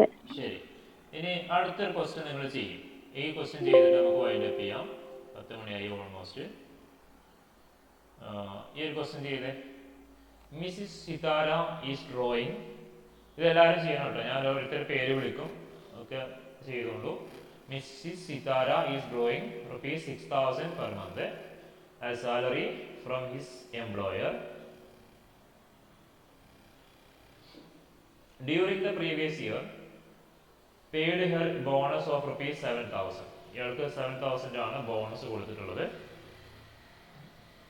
She contribute 15% of her salary to provident fund. സാലറിയുടെ 15% എന്ത് ചെയ്യുന്നുണ്ട്? PF ലോട്ട് കോൺട്രിബ്യൂട്ട് ചെയ്യുന്നുണ്ട്. The employer also contribute the same.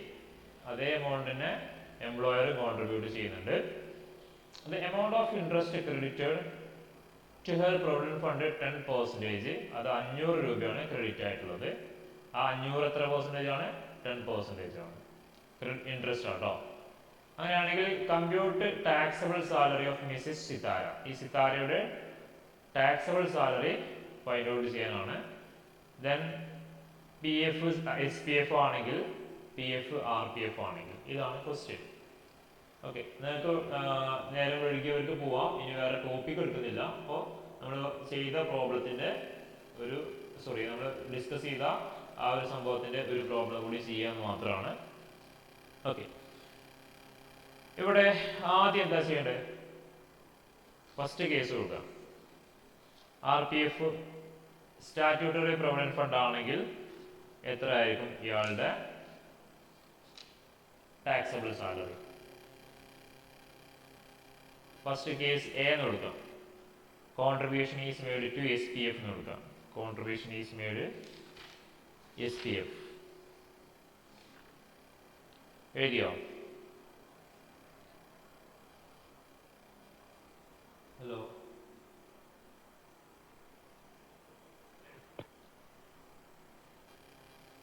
Ashwini, Ayisha, Bilsha, Hisana, Hisbana, കുറേ പേര് പോയില്ലേ?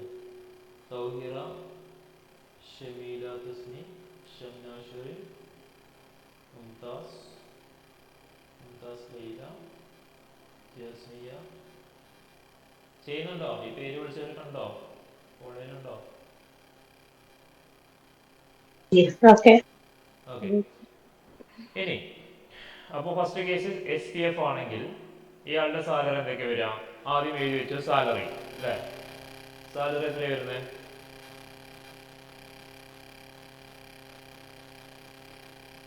സാലറി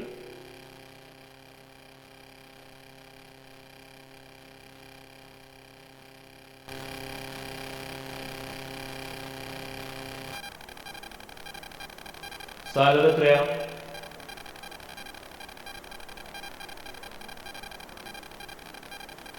ഇല്ല, എല്ലാവരും പോയോ?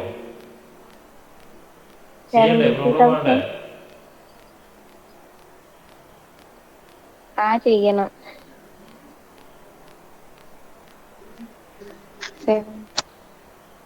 കുറെ പേര് വിളിച്ചപ്പോ ലെഫ്റ്റ് അടിച്ചു പോയോ?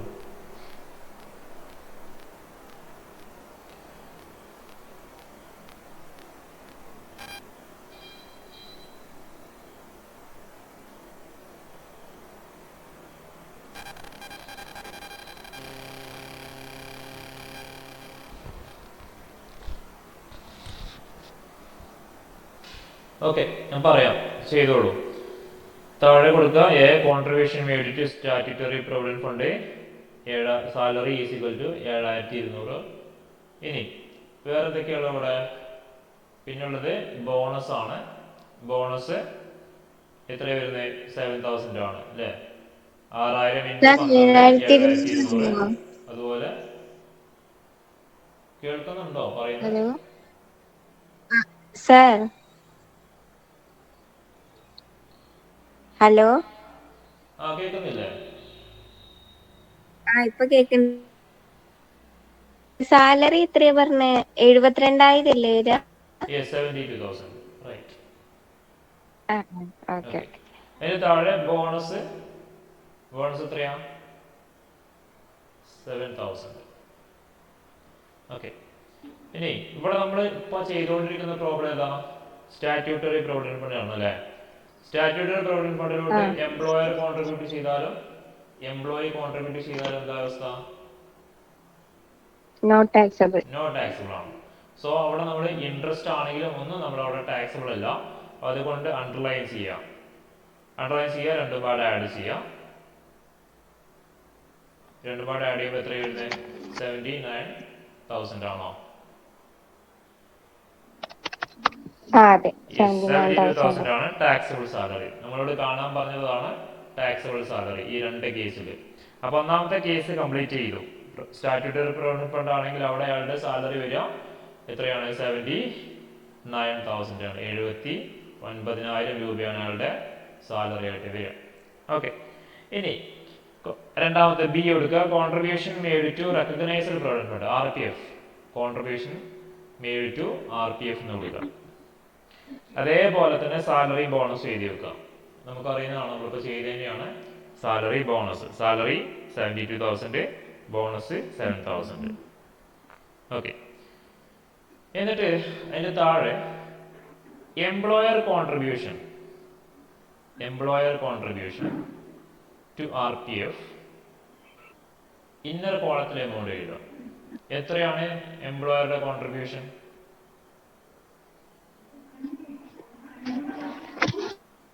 15% ഓഫ് ഹെർ സാലറി. അവളും കോൺട്രിബ്യൂട്ട് ചെയ്യുന്നുണ്ട്, അവളുടെ എംപ്ലോയറും കോൺട്രിബ്യൂട്ട് ചെയ്യുന്നുണ്ട്. അപ്പൊ എംപ്ലോയറും 15% ഓഫ് സാലറിയാണ് അല്ലെ? 15% ഓഫ് സാലറി എത്ര വരിക? സാലറി എന്ത് മാത്രമേ എടുക്കാൻ പാടുള്ളൂ? ബേസിക് സാലറി മാത്രമേ എടുക്കാൻ പാടുള്ളൂ. ബോണസ് എടുക്കാൻ പാടില്ല. ബോണസ് കമ്മീഷൻ അച്ചീവ് ചെയ്താലുള്ള ബോണസ് ആണെങ്കിൽ മാത്രമേ എടുക്കാൻ പാടുള്ളൂ. അപ്പൊ എന്ത് ചെയ്യാം? 72,000-ന്റെ 15%. എത്ര വരുന്നത്? 10,800. യെസ്, 10,800. ഇന്നർ കോളത്തിൽ 10,800 കൊടുക്കാം. ഇന്നർ കോളത്തിൽ 10,800. Employer contribution to RPF 10,800. താഴെ less deduction at 12%. Less deduction at 12%. ഇനി 72,000-ന്റെ 12% കൂടി കാണും. 72,000-ന്റെ 12%.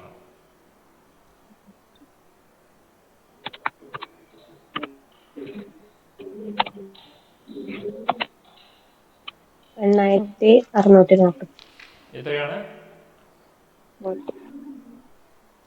8,640. യെസ്, 8,640.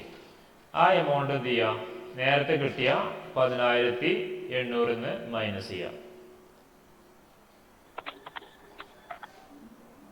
അത്രയും എക്സംപ്റ്റഡ് ആണ്. ലെസ് എക്സംപ്റ്റഡ് മൈനസ് ചെയ്യാം. മൈനസ് ചെയ്യുമ്പോൾ 2,160 ഔട്ടർ കോളത്തിലോട്ട് ചെയ്തു കേട്ടോ. അതാണ് എംപ്ലോയറുടെ കോൺട്രിബ്യൂഷന് ടാക്സബിൾ ആവുന്ന എമൗണ്ട്. ഓക്കെ, ഇനി അവിടെ ഈ ഒരു പ്രോബ്ലത്തിൽ എംപ്ലോയറുടെ കോൺട്രിബ്യൂഷൻ മാത്രമല്ല ഉള്ളത്. ഇയാൾക്ക് ഒരു 500 രൂപ ഇൻട്രസ്റ്റും RPF-ൽ കിട്ടിയിട്ടുണ്ട്. ഓക്കെ, ഇൻട്രസ്റ്റിന്റെ കേസ് RPF-ൽ എന്താ പറഞ്ഞേ? RPF-ന്റെ കേസിൽ 9.5% അല്ലെ? 9.5% എക്സംപ്റ്റഡ് ആണെന്ന് പറഞ്ഞിട്ടുണ്ട്. 9.5%. പക്ഷെ ഇവിടെ കിട്ടിയ ഇൻട്രസ്റ്റ് എത്രയാ? 10% ആണ്. ഓക്കെ, അപ്പൊ അതിന് നമുക്ക് താഴെ എഴുതിക്കോ. Interest on RPF. എന്നിട്ട് ഫുൾ എമൗണ്ട് ചെയ്ത് എത്രയാണ്? ഇന്നർ കോളത്തിൽ 500 ചെയ്ത. ഇന്നർ കോളത്തിൽ 500. ഇൻട്രസ്റ്റ് ഓൺ RPF ഇന്നർ കോളത്തിൽ 500. എന്നിട്ട് ലെസ് ഡിഡക്ഷൻ താഴെ. ലെസ് ഡിഡക്ഷൻ എത്രയാണ്? 9.5%. Less deduction at 9.5%. എങ്ങനെ കാണാം? 500 10% അല്ലേ? അപ്പൊ നമുക്ക് 500 എന്ത് ചെയ്യാം? 1% ആക്കി മാറ്റാം. അപ്പൊ 500 ഹരിക്കണം 10, അപ്പൊ 1% കിട്ടും, 50. ഇനി എന്ത് ചെയ്യാം? ഇൻറ്റു 9.5% ചെയ്താൽ മതി. ഇൻറ്റു 9.5 എത്ര വരുന്നത്? 500 ഹരിക്കണം 10 ഇൻറ്റു 9.5 475.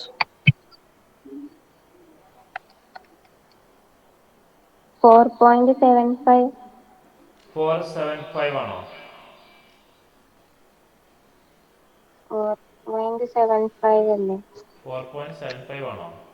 അതായത് 500 ഹരിക്കണം 10 ഇൻറ്റു 9. 475 ആണോ? 475. യെസ്, 475. അതാണ് 9.5%. അത് എക്സംപ്റ്റഡ് ആണ്. അപ്പൊ എന്ത് ചെയ്യാ, നമ്മളെ ഇന്നർ കോളത്തിൽ എഴുതിയ 500ന്റെ താഴെ ഈ എമൗണ്ട് 475 എഴുതുക, മൈനസ് ചെയ്യുക, ഔട്ടർ കോളത്തിലോട്ട് എഴുതുക. എത്ര മൈനസ് ചെയ്താ കിട്ടുന്നത്? 25. Yes, 25. That is taxable interest. Okay, ഇനി ഇതൊക്കെ പാട് ആഡ് ചെയ്താൽ നമുക്കിവിടെ ഇതുപോലെ ആൻസർ കിട്ടും കേട്ടോ. ഇവിടെ നോക്കിയാൽ മതി. നമ്മളിപ്പോൾ ചെയ്തത് ഇതേപോലെ ആയിരിക്കും നിങ്ങൾ ചെയ്തിട്ടുണ്ടാവുക. സാലറി എഴുതി, ബോണസ് എഴുതി, എംപ്ലോയർ കോൺട്രിബ്യൂഷൻ ടു RPF 10,800. അതിന് നമുക്ക് എന്ത് ചെയ്യാം, 12% ഓഫ് സാലറി നമുക്ക് ലെസ് ചെയ്യാം. ഇവിടെ സാലറി എന്ന് പറഞ്ഞാൽ 72,000 മാത്രമാണ്, വേറെ ഐറ്റംസ് ഇല്ല. ഈ ബോണസ് എടുക്കാൻ പാടില്ല, കാരണം കമ്മീഷൻ ടേൺ ഓവർ അച്ചീവ് ചെയ്താൽ കൊടുക്കുന്ന കമ്മീഷൻ അല്ല. ഓക്കെ, പിന്നെ ഇൻട്രസ്റ്റ് ഓൺ RPF 500 ആണ് കിട്ടിയത്.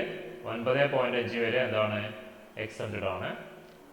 ദെൻ 475 എക്സംഷൻ ചെയ്ത് കഴിഞ്ഞാൽ 25 ടാക്സബിൾ. ഒക്കെ പാട് ആഡ് ചെയ്താൽ 81,185 ആണ്. രണ്ടാമത്തെ കേസിൽ അയാളുടെ ഗ്രോസ് സാലറി. ഒന്നാമത്തെ കേസിൽ ഇയാൾക്ക് സ്റ്റാറ്റ്യൂട്ടറി പ്രൊവിഡന്റ് ഫണ്ട് ആണെങ്കിൽ ഇയാളുടെ ടാക്സബിൾ സാലറി 79,000 ആണ്. അവിടെ ഒന്നും ടാക്സബിൾ ആയിട്ട് വരുന്നില്ല. ഓക്കെ, സോ നമ്മളിവിടെ ഇന്നത്തെ ക്ലാസ് ഇവിടെ വൈൻഡപ്പ് ചെയ്യുകയാണ്.